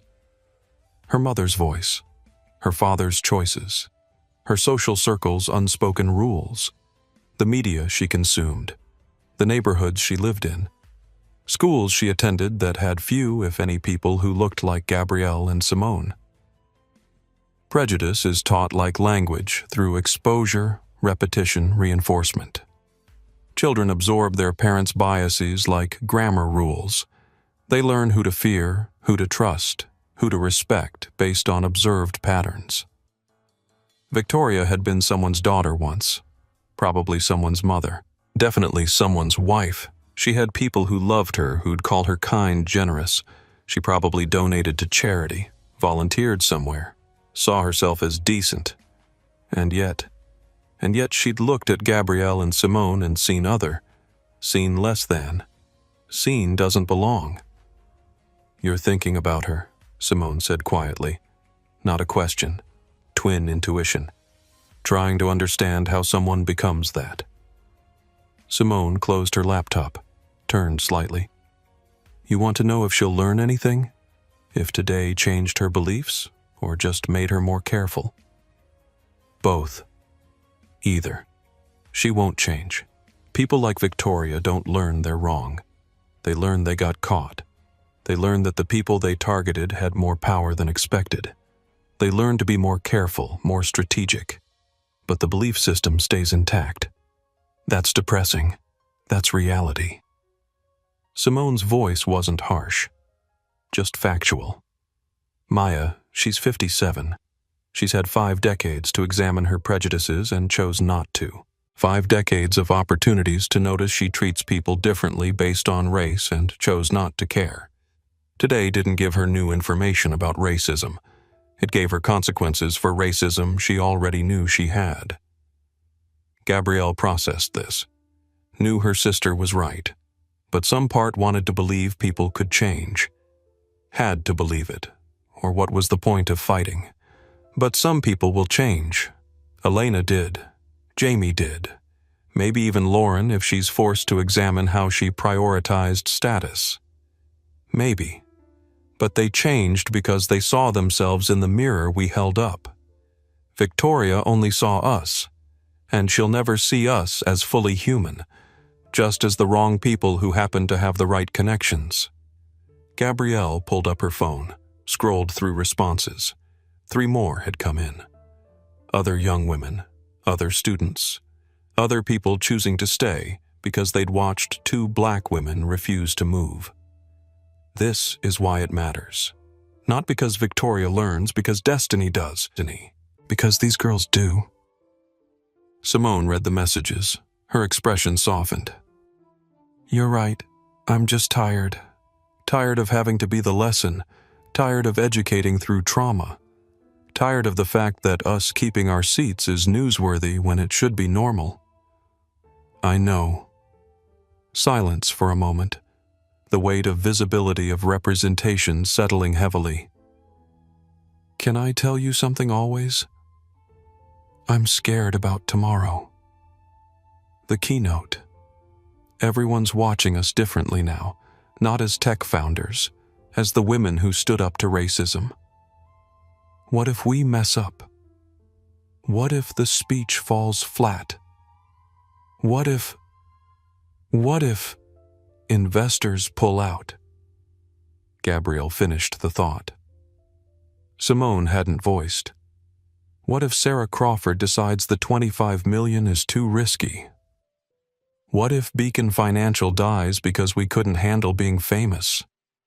Simone's voice caught. Yeah, that. Then we rebuild. But we won't fail. Want to know why? Why? Because 2 million people are counting on us. Mrs. Patterson in Alabama with her $300. Destiny, who was about to quit. Every person who downloaded our app because they believe we care about them. We can't fail them. No pressure. All the pressure. But we carry it together. Gabrielle reached across the armrest, found her sister's hand, squeezed. I've got you. Simone squeezed back. I've got you too. Remember when we were 7? Those girls at school said we couldn't play on the swings because those swings were for normal kids, and we sat on those swings for entire recess. Didn't play, didn't swing, just sat there claiming space. That's what we did today. Same principle, bigger swings. Simone laughed, actually laughed, tension breaking. When you put it like that, we've been doing this our whole lives. Exactly. This is just another Tuesday for the Laurent twins. Except this Tuesday went viral. They returned to their presentation. The weight felt lighter, fear more manageable. Exhaustion still present but shared and therefore bearable. Around them the plane flew on. Other passengers slept or worked or watched movies unaware that 2 women in row 1 were processing trauma that millions experienced daily but rarely got to resolve with clear consequences. Jessica appeared with dinner service. Ready to order. What do you recommend? The salmon is excellent, but honestly, order whatever you want. Captain's orders. Your meals are complimentary, as is anything else you want. Wine dessert, extra snacks, anything. That's not necessary. I know, but it's appreciated. You gave us a gift today. You documented something that happens constantly but usually goes unaddressed. You made it impossible to ignore. This is our small thank you. After she left, Simone looked at Gabrielle. People are grateful we got harassed. People are grateful we didn't shrink when we were. There's a difference. They ordered dinner, ate in companionable silence. The food was good, the wine better. The knowledge that tomorrow they'd stand before 2,500 people was terrifying and empowering equally. Maya. Yeah. Thank you for calling Dad, for not just moving, for not making it easy for them. Thank you for being there with me. I couldn't have done it alone. You wouldn't have been alone. But I'm glad I was there. Always together. Always together. The plane began its descent toward London, not visible yet through windows, but approaching, drawing closer with every minute. Tomorrow would come. The speech would happen. Millions would watch. They'd succeed or struggle or stumble, but they'd do it together. That was enough. It had to be enough. It was all they'd ever needed. While the world processed and posted, Gabrielle and Simone Laurent slept. Not peacefully, dreams restless, filled with fragments of confrontation. But they slept. The plane flew through darkness. Captain Rivera checked on them once. They were comfortable as anyone could be, carrying the weight of millions watching. Around them, life continued, the world spinning. Injustice happening somewhere while justice happened here. Both true simultaneously. In 6 hours they'd land. In 9 hours they'd stand on stage. In 10 hours the world would see them not as victims, but as victors. The difference mattered. The framing mattered. The narrative mattered. They slept. The plane flew. Morning approached. The plane's wheels touched down at Heathrow at 9:47 a.m. local time. Gentle bump, brief screech, smooth deceleration. Outside, gray British morning pressed against glass. Drizzle, always drizzle. Gabrielle woke from restless sleep, neck stiff, mouth tasting like cabin air. Beside her, Simone already stared out the window at terminal buildings sliding past. We're here. We're here. They gathered belongings in synchronized movements, laptops packed, phones checked, boarding passes located despite not needing them, habits from a lifetime of travel. The plane taxied, turned, positioned, stopped. Seatbelt sign dinged off. Captain Rivera's voice. Ladies and gentlemen, welcome to London Heathrow. Local time is 9:47 a.m. On behalf of Meridian Airlines, thank you for flying with us. He paused, then added, and to our passengers in seats 1A and 1B, thank you. Thank you for your grace, your dignity, your strength. You represent the best of who we aspire to be. Applause erupted, started in first class, spread to business, rolled through economy. 200 passengers clapping for two women who'd simply refused to give up seats they'd earned. Gabrielle felt emotion well up, pushed it back. Not yet. Later. In the hotel. In privacy. But not yet. They deplaned first. Captain Rivera stood at the door. His face showed respect, admiration, gratitude. Thank you for flying with us. And thank you for changing us, for forcing us to look at ourselves honestly. Thank you for listening, for taking it seriously. Jessica appeared beside him, hugged each of them quickly, professionally inappropriate, but humanly necessary. You're going to change the world. Keep going. Through the jetway, into Heathrow's massive terminal, immigration ahead. They joined the queue for non-EU passports, moved slowly, British efficiency tempered by thoroughness. When they reached the front, the immigration officer was a young South Asian woman with kind eyes and a hijab in Heathrow's blue. "Passports, please." She scanned them, looked at names, looked up. Recognition flickered. "Laurent, you're the women from the video." They tensed. "Yes." The officer smiled, stamped both passports firmly. "Welcome to London." And "Well done. My daughter is 10. She's black. She saw your video. Asked me what she should do if someone tells her she doesn't belong. I told her stand firm, like the Laurent twins. Don't move." She handed passports back. "Thank you for that lesson." They walked through, into baggage claim, weighted by Carousel 7. Marcus Delgado appeared rumpled but alert. "Ready for your close-up. Because outside those doors, Press Gauntlet, CNN, BBC. Everyone wants a piece. We're ready." Their bags appeared. They grabbed them, headed toward the exit, toward cameras and questions and expectations. Automatic doors opened, flashes immediately, microphones, voices shouting. "Ms. Laurent, how do you feel about Victoria Ashford's ban? Will you pursue legal action? What do you want people to learn?" Nervous about the keynote, Gabrielle held up a hand. Silence fell. "We'll make one statement, then we prepare for our speech. We came to London to talk about Beacon Financial and financial literacy, not to discuss Victoria Ashford. She made her choices. She faces her consequences. We're focused on our mission, on building, on moving forward. But what message does this send a reporter called that dignity isn't negotiable, that every person deserves to occupy space they've earned, that standing firm matters, that consequences matter, that change happens when we refuse to accept less than we deserve?" And now Gabrielle said, "We have a speech to give. Thank you." They walked through the crowd, toward their driver, toward their hotel, toward the XL London Convention Center, where in 3 hours they'd stand on stage and prove they were more than a viral moment. They were the future, and the future was just beginning. The XL London Convention Center smelled like coffee, nervous energy, and anticipation.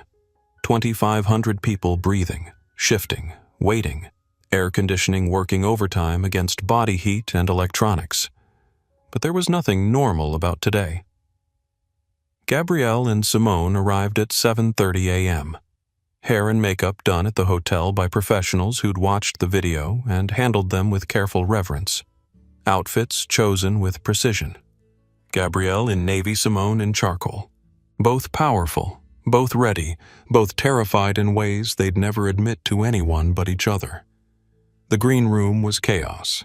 Other speakers preparing, tech CEOs reviewing slides.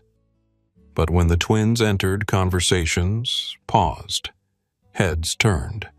A woman approached. Late 40s, Stanford hoodie, warm eyes. "I'm Dr. Sarah Chen. I'm speaking after you. I wanted to say thank you. My daughter is 16, pursuing computer science. She faces discrimination daily. Your video showed her what refusing to back down looks like. We're just... Don't minimize. What you did matters. Own it." Marcus Delgado was already there, press credentials around his neck. He waved, gave them a thumbs up. A summit coordinator approached. Young, British, enthusiastic. "Ms. Laurent." "Ms. Laurent, I'm David Chen. I'll be getting you mic'd up. How are you feeling?" "Terrified." David smiled. "Good. That means you care. But this is the most attended keynote in summit history. We added seats. People are standing. And everyone's with you." They sat for mic checks, audio tested, video confirmed, the technical side of speaking. At 8:45, David returned. 15 minutes. Full house. Standing room only. 300 extra seats and people are still standing. "No pressure," Simone said dryly. "You already did the hard part. You stood up. You survived. Speaking is easy compared to that. At 8:55, they walked to the stage entrance. Through curtains, they could hear 2,500 people murmuring, could feel anticipation like static before a storm. The moderator, Sarah Mitchell, British tech journalist with silver hair and sharp eyes, caught sight of them, smiled warmly, mouthed, "Ready." They nodded. Lies, but necessary. Sarah walked to center stage. Lights came up. The crowd quieted. "Good morning. I'm Sarah Mitchell, and it is my absolute honor to introduce our keynote speakers." She paused. Let anticipation build. Gabrielle and Simone Laurent are co-founders of Beacon Financial, a revolutionary fintech platform that has transformed financial literacy access for 2 million users worldwide. They are graduates of Spelman College summa cum laude. They are brilliant technologists. They are visionary entrepreneurs. Another pause. And as many of you know, 2 days ago, they were told they didn't belong in first class. The audience stirred. They refused to accept that narrative. They stood their ground. And in doing so, they sparked a global conversation about dignity access and who gets to decide where we belong. Please welcome Gabrielle and Simone Laurent. The auditorium exploded. Not polite applause thunder. People on their feet, some already with moisture in their eyes. The sound rolled forward. Gabrielle and Simone walked out together, side by side, shoulders touching, united. The applause got louder. They reached center stage, stood together. Let the applause wash over them for exactly 90 seconds.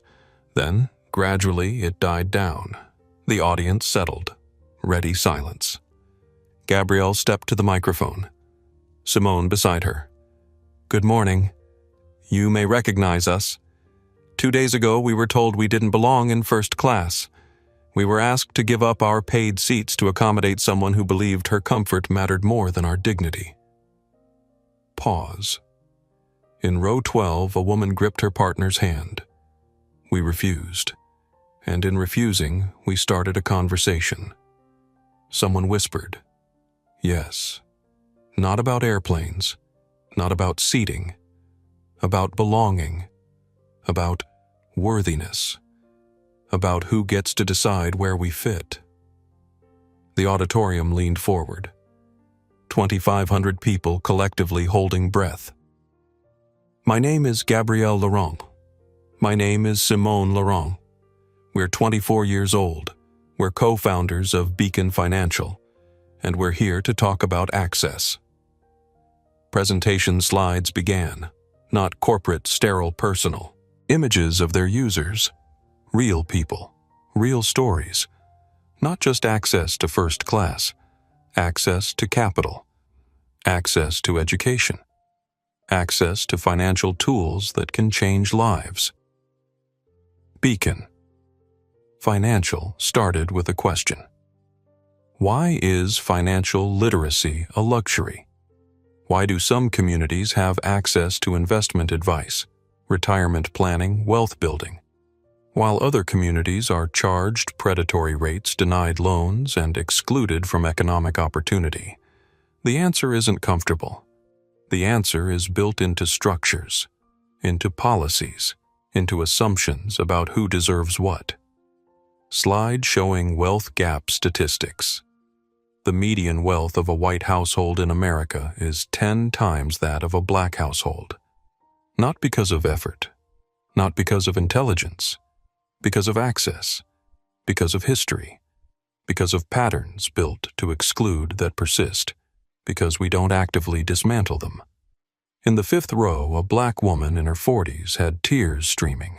Her white colleague put an arm around her shoulders. Beacon Financial is our answer. A free app providing financial literacy to anyone with a smartphone. No credit check, no minimum balance, no gatekeepers. In 18 months, we've reached 2 million users. 73% are from communities traditionally excluded. We've helped users save $47 million collectively.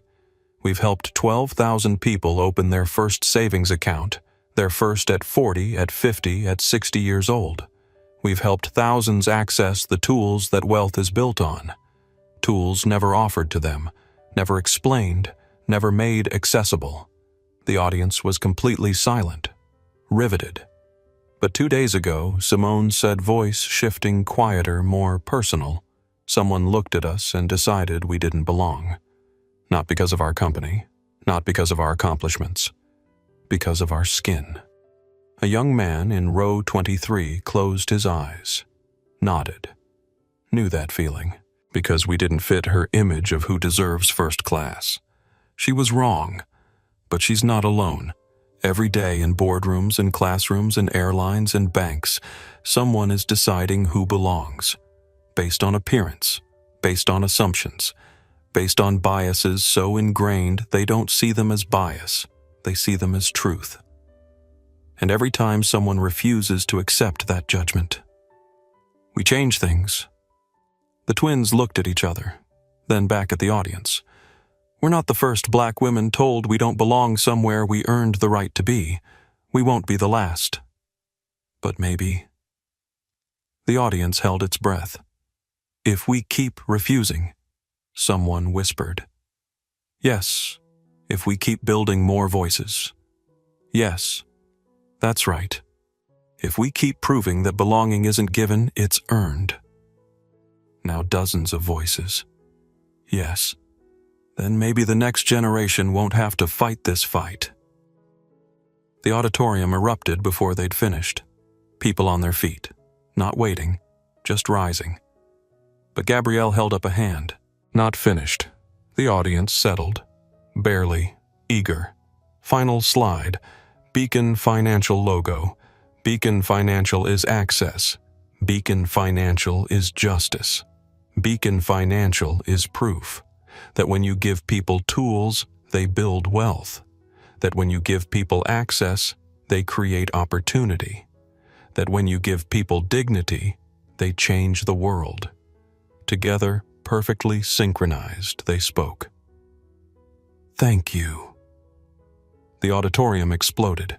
Not just applause, a roar. 2,500 people on their feet, some crying, some shouting, all moved. The standing ovation lasted 4 minutes. Gabrielle and Simone stood together, holding hands where the audience couldn't see, trying not to cry, trying to breathe through the magnitude. They'd told their truth to the world, without apology, and the world had responded. We see you, we hear you, we're with you. Sarah Mitchell joined them, waited for applause to die enough to speak. Questions. Every hand shot up. The Q&A lasted 45 minutes instead of 20. Questions came rapid fire. Some about Beacon Financial expansion plans' technical infrastructure. Some about the incident, how they'd stayed calm, advice for others facing discrimination. Gabrielle and Simone answered with practiced precision, redirecting personal questions back to their mission, using their platform to teach rather than relitigate trauma. Finally, with 5 keynotes backed up, Sarah had to call it. Let's give them one more round of applause. The audience delivered. One final standing ovation as they walked off stage. Backstage controlled chaos. Journalists swarmed. VCs pushed forward with business cards. Other tech founders wanted photos. Summit staff tried to maintain order, but it was like holding back a flood. The twins were escorted to a private room. David physically blocked the door. 5 minutes. Let them breathe. The door closed. Gabrielle and Simone collapsed into chairs. That was intense. Did we do okay? We told the truth. A knock. David peeked in. There are 3 people who really need to speak with you. VCs from Silicon Valley. 30 seconds. Fine. 3 people entered. 2 men, 1 woman, mid-40s, expensive casual. The woman spoke first. I'm Sarah Crawford, partner at Elevation Capital. This is Tom Bradley and James Liu. We don't usually ambush founders backstage, but we're prepared to offer Beacon Financial a Series B funding round. $25 million. Simone blinked. Based on a speech.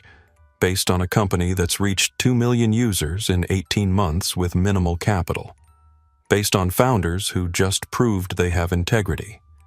The speech just confirmed what the numbers showed. Sarah pulled out her tablet. Standard terms. Fair valuation. We want you to scale globally. After that speech, we know you will. We need to review terms. Of course, my team will send everything tonight. But I wanted to tell you in person what you're building matters. What you did 2 days ago matters. We see both. We value both. We want to support both. She handed them her card. Top-tier firm. Name recognition that would open doors. Call me tonight or tomorrow.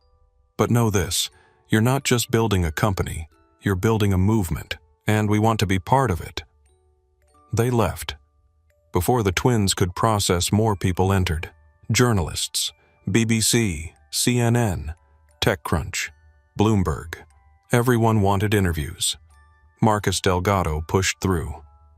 I'm doing a comprehensive piece for Tech Business Daily. Cover story. But deeper than just the incident. Full story childhood education company founding vision. Everything. Come to our hotel tonight, 8 p.m. Thank you for trusting me with this. Brooklyn Hayes was there, camera in hand. 30 million views now. Can I do a follow-up show where you are now? Post anything you want. Make it impossible to ignore. For the next hour, the twins did interviews, answered questions, posed for photos. The machine of publicity and opportunity was in full motion, and they were at its center. Finally, Summit Security cleared the room. David returned with water and granola bars. You need food. 3 more interview requests for this afternoon. We'll do them. All of them. You sure we have a platform now? We need to use it while people are listening. David nodded. 2 p.m., 4 p.m., 6 p.m., BBC, Bloomberg, and a podcast. I'll have you back to your hotel by 8. After he left, the twins finally checked their phones. Thousands of messages. From destiny.williams.cs@gmail.com. Subject: I stayed. I watched your speech. I'm staying in my program. Thank you. From elena.torres@meridianair.com. Subject: Thank you. Your speech gave me language for what I'm building. From carlos.reyes.atl@gmail.com. Subject: Accountability. I watched with my wife. I'm teaching my daughter what you taught me. One from Jamie. You said every time someone refuses to accept judgment, we change things. That's my mission now. Thank you for showing us what courage looks like. This is why we did it. This is why it matters. They kept scrolling. Messages from users, from strangers, from people choosing to stay because they'd watched 2 women refuse to move, from parents teaching their children, from teachers using the video in class. Ripples, spreading outward, touching lives they'd never meet. We raised $25 million. We changed Meridian Airlines policy. We inspired Destiny to stay. We gave Jamie a mission. They looked at each other, started laughing. Not funny laughter, overwhelmed laughter. The kind that comes when reality becomes too big. 2 days ago, we just wanted to get to London. Now we're here, and everything's different. Everything. David knocked. Your car is here. 90 minutes until your next interview.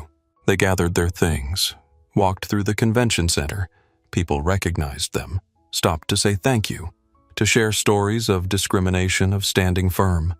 Each interaction was brief, but each mattered. Each was someone seeing themselves in the twins' story, someone finding courage. Outside, London afternoon was gray but dry. Their car waited. You know what's wild, Simone said. Victoria thought she was putting us in our place. Instead, she launched us into orbit. Karma is real. Just slower than we'd like. But inevitable.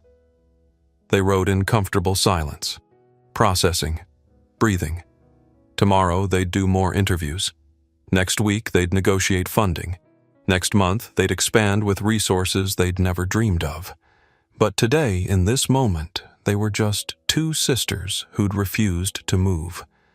and that refusal had moved the world. Michael Laurent stood before his board of directors, every seat filled. This wasn't optional. This was change. What happened to my daughters should never happen again. But words aren't enough. Policy changes are required. He pulled up the presentation. Slide 1. Operation Dignity. Effective immediately, every Meridian employee will undergo comprehensive bias training. Not optional. Mandatory. From flight attendants to executives to board members. Everyone. Including me. A board member raised his hand.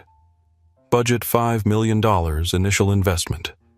Worth every penny if it prevents one more passenger from being harassed. Next slide.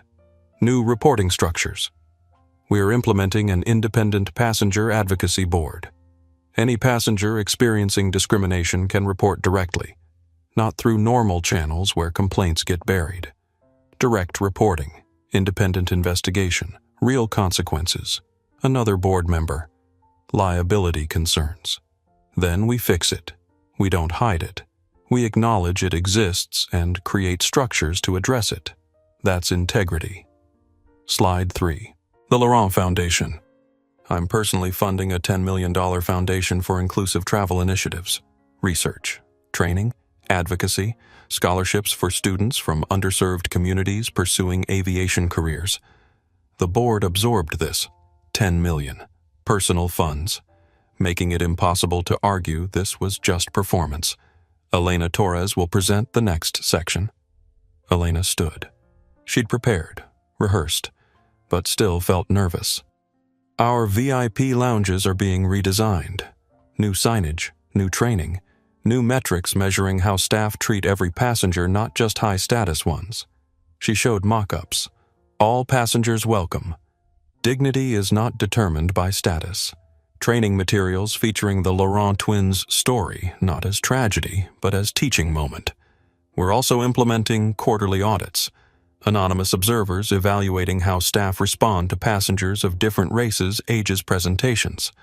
Bias detected means immediate retraining. Second offense termination. This is aggressive. This is necessary. And if you'd been in that lounge, if you'd watched 2 accomplished women be harassed while staff facilitated, you'd understand why. The board voted. Unanimous approval. Operation Dignity was launched. The for sale sign had been up 5 days. Price already reduced once. 20% below market. Desperation pricing. Victoria sat in her nearly empty drawing room. Most furniture sold or stored. What remained looked sparse, abandoned. Her phone rang. The realtor. Mrs. Ashford. I have an offer. Below asking, but given circumstances. How much below 30%? Victoria closed her eyes. Hundreds of thousands lost because everyone knew. Everyone had seen. Buying the Ashford house meant buying Victoria Ashford's shame. Take it. I can't live here anymore. I understand. I'll draw up paperwork. After hanging up, Victoria poured wine. Afternoon wine. Becoming a habit. The only thing dulling constant awareness of her phone, her life as national punchline. She'd tried posting an apology, carefully worded by a crisis consultant she'd hired with money she didn't have. I deeply regret my actions. I failed to treat fellow passengers with dignity they deserved. I am committed to learning from this experience. Responses were immediate and brutal. Too late. You're only sorry you got caught. This is what happens when Karen meets consequences. She'd deleted the post, deleted all social media, but the internet was forever. Screenshots existed. The video existed. Her face frozen grabbing Gabrielle's arm existed permanently. Her lawyer had sent divorce papers yesterday. Richard wanted it finalized quickly, wanted to distance himself legally, financially, socially. She signed them this morning. 30 years ended with a signature. Victoria had been someone once. Country club member, charity board director, respected Greenwich Society member, platinum elite flyer, wife of a senior partner. Now she was a meme, a cautionary tale, a case study. The woman who grabbed the wrong arm and lost everything. The irony wasn't lost on her. She'd tried to assert dominance and lost everything, had tried to put two women in their place and been removed from every place she'd ever occupied.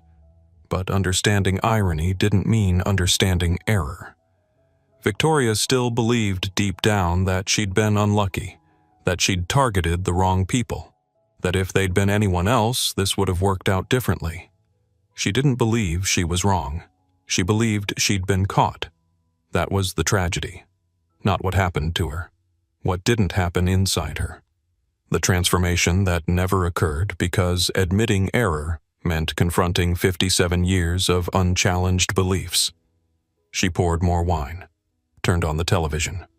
BBC News, the Laurent twins, again, being interviewed about Beacon Financial, thriving while Victoria drowned. She changed the channel. CNN, more Laurent twins, the video playing, her voice. First class is not for everyone. She turned off the TV, sat in silence, waiting for buyers, waiting for movers, waiting for a future that would be smaller, quieter, marked forever. Consequences, real ones, permanent ones.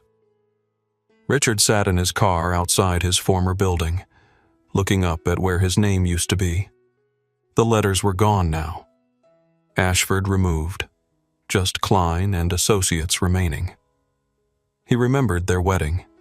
Victoria, in white, radiant young. Had the prejudice been there, then subtle, easy to ignore, or had it grown over years? He'd been an accomplice through silence, not just by failing to stop her, by benefiting from the same structures she defended, by accepting clients who'd never hire black lawyers, by attending clubs with no black members, by living in neighborhoods designed to exclude. He wasn't innocent. He was just finally paying. A notification appeared, a former colleague, one of the few still speaking to him. Heard you're starting a solo practice. Good luck. If you need references for clients who don't know about everything, let me know. Small kindness, but something. He started the car. He'd rebuild. Smaller, humbler, with lessons learned too late but learned nonetheless. It was a start. Lauren Fitzgerald sat at her kitchen table, termination letter in hand. The investigation had concluded. Her employment was ended. 12 years climbing the ladder, doing what she'd been taught. Prioritizing status because that's what kept customers happy. Complaints low, her employed. Except it hadn't kept her employed. Her daughter, age 8, came into the kitchen. "Mommy, why are you home?" "I made a mistake at work, honey." "Can you fix it?" Could she? Lauren thought about the Laurent twins, about standing firm, about Jamie Kim speaking up when she'd told him to be quiet. "I'm going to try. Starting now. Want to help Mommy learn how to be brave?" Her daughter nodded. It was a start. The office buzzed with energy. 15 new employees this week, engineers, customer service reps, marketing specialists. The Series B funding meant rapid expansion. Isabella Morales stood presenting community outreach strategies. Our users aren't just numbers, they're people whose lives are changing. She clicked through testimonials. A grandmother saving for the first time at 68. A single father building credit. A young woman avoiding predatory loans. The Laurent twins' story brought visibility, but our mission brings transformation. We're building lasting change. Gabrielle and Simone joined via video from London, staying another week for speaking engagements. How's the team motivated?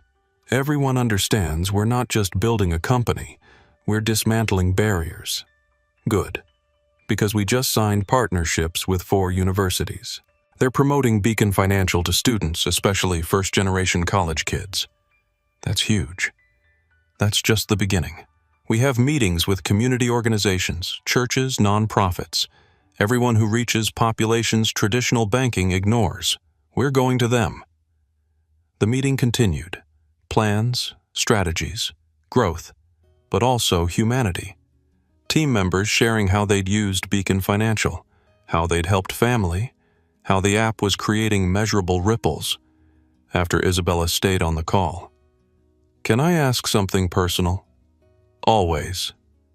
How do you deal with being famous with everyone watching? The twins exchanged a glance. Honestly, it's exhausting. Every interview asks about Victoria. We're the women from the viral video before we're tech founders. But it's also purposeful. We have a platform. We can spotlight issues. We can inspire people like Destiny, who was about to quit but stayed. That's impact.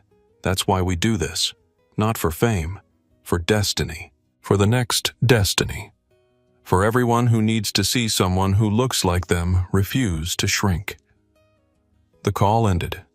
Isabella looked around the office, at the diverse team, at the mission statement, financial dignity for everyone. No exceptions. They were building something special, something that would outlast the viral moment, something that would change lives long after videos stopped trending. The billboard went live at 9:03 a.m. on a Monday. 4 stories tall, digital, rotating with other ads every 30 seconds. But when this ad appeared, something happened that didn't usually happen in Manhattan. People stopped walking. The image was stunning. Gabrielle and Simone in airplane seats, not real seats, but stylized studio recreation. Lighting perfect. Their expressions genuine mid-laugh sisters sharing private joy. Laptops open. Professional, but human. Belonging absolutely. The tagline was simple. Meridian Airlines. Your seat is earned. Your presence is valued. Your journey matters. #seat earned Times Square assaulted the senses. Car horns. Tourist chatter in 12 languages. Hot dog carts and exhaust fumes. Digital billboards cycled through ads for Broadway shows, Coca-Cola, Samsung. Then their faces appeared 4 stories tall, and the noise seemed to pause, as if the image itself commanded attention. Traffic slowed on 42nd Street. Tourists stopped mid-selfie. New Yorkers looked up. Phones came out. Photos taken. Social media posts uploaded before people even moved on. Within 15 minutes, #seat earned was trending. 6 months after the original incident, the twins were back in conversation. But this time, not as victims. As the face of an airline that had learned. A young black girl, maybe 10, stood with her mother staring up. "Mommy, look. They're beautiful. Yes, baby, and powerful. Strong, just like you're going to be. Can I be like them? You already are. You just need to remember it." Across town, NYU students noticed the billboard on Instagram. That's them. The twins who refused to move. My business ethics professor used their story. My sociology teacher too. They're everywhere now. Forbes cover last month. TED Talk next month. Good. They earned it. In a midtown office, an executive showed the billboard during diversity training. This is what refusing erasure looks like.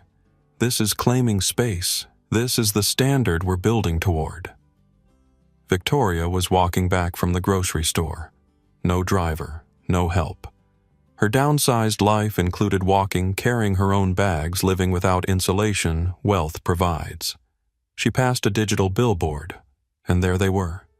Gabrielle and Simone Laurent. Smiling, successful, thriving. Massive, unavoidable, impossible to ignore. Your seat is earned. Victoria stopped. Couldn't move past it. Grocery bags growing heavy, ice cream melting. 2 women passed, saw the billboard, commented, "Those women are incredible. Did you see their TED Talk announcement?" "Me too. They're inspiring."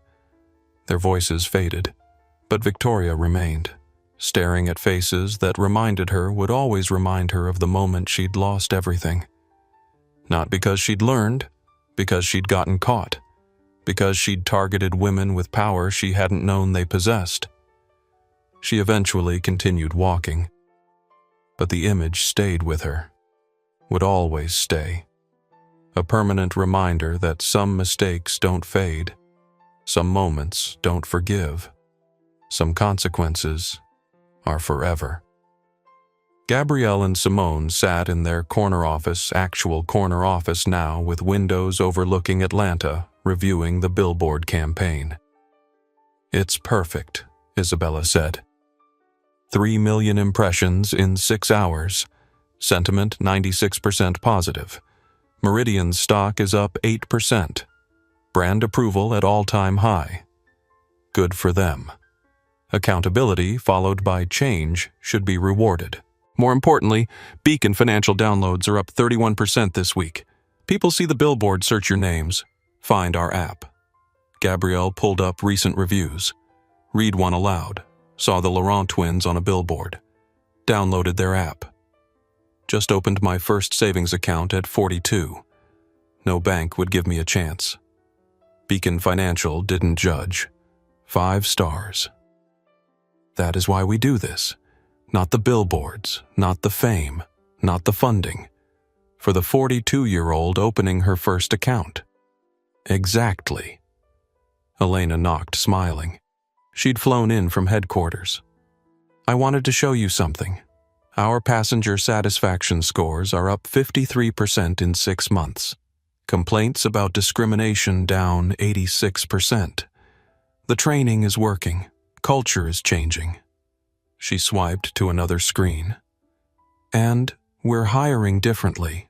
More diversity at every level, from gate agents to executives.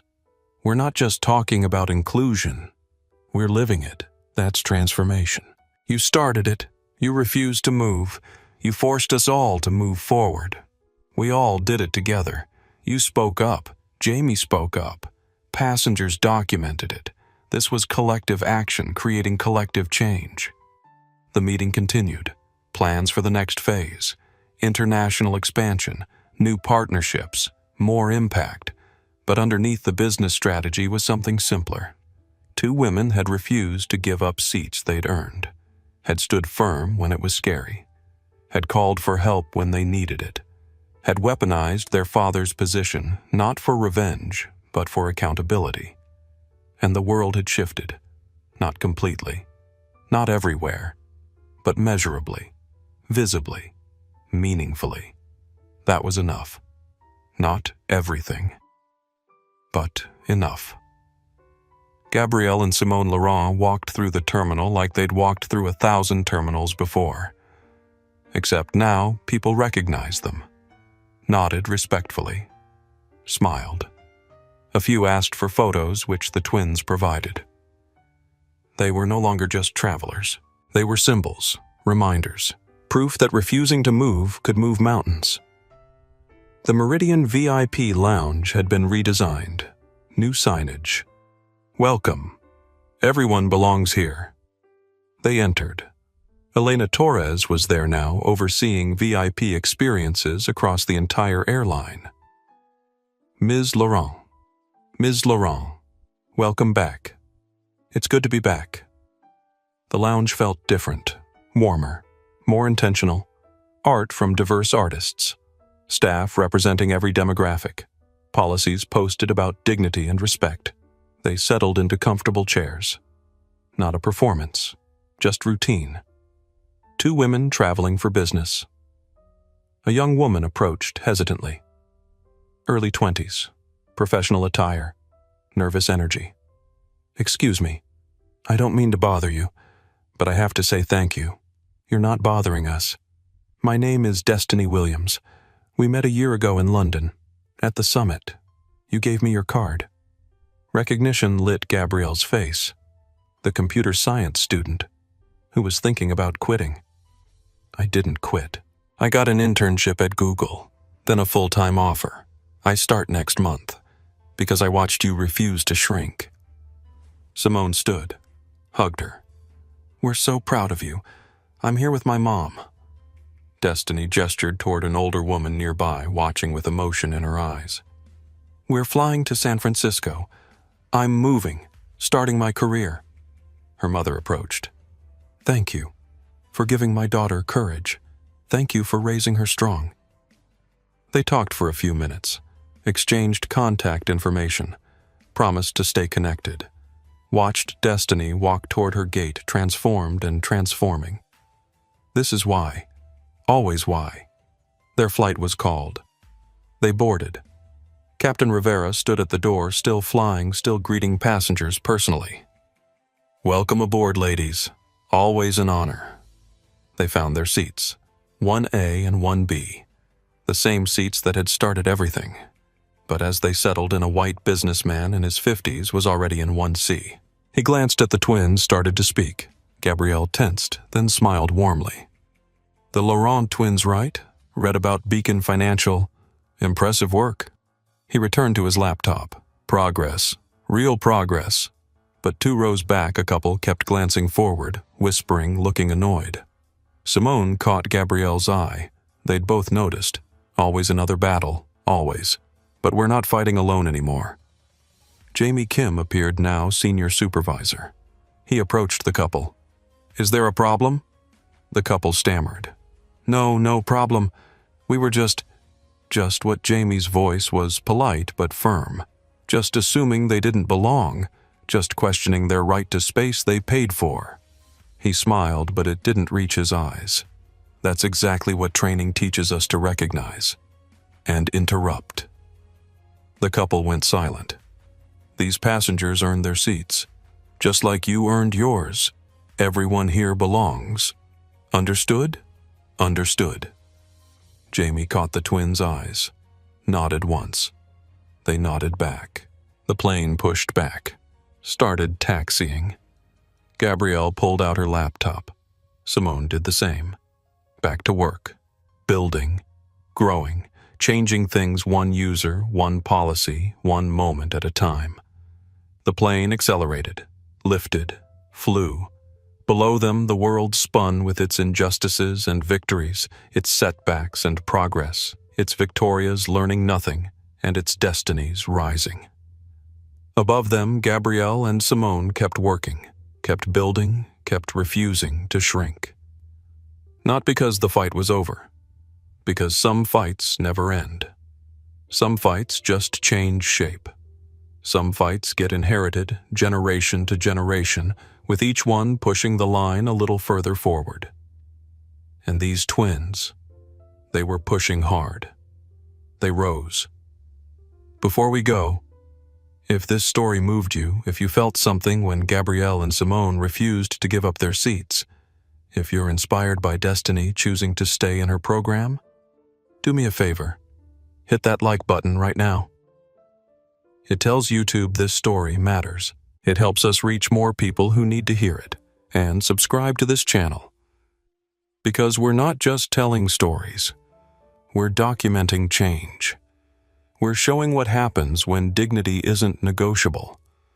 We're proving that standing firm creates ripples that reach further than we can measure. Share this video. Send it to someone who's been told they don't belong. Send it to someone who needs to see what refusing to shrink looks like. Send it to someone who's fighting their own battle and needs to know they're not alone. Drop a comment telling me where you're watching from. Tell me your story. Tell me about the time you stood your ground or the time you wish you had. Tell me about the victorias you've encountered and the destinies you've seen rise. We're building something here, not just a channel. A community, a movement of people who believe that every seat is earned, that every person deserves dignity, that change happens when we refuse to accept less than we deserve. So subscribe, share, comment, and most importantly, when someone tries to tell you that you don't belong in a space you've earned, remember Gabrielle and Simone Laurent. Remember that refusing to move can move mountains. See you in the next one. The end.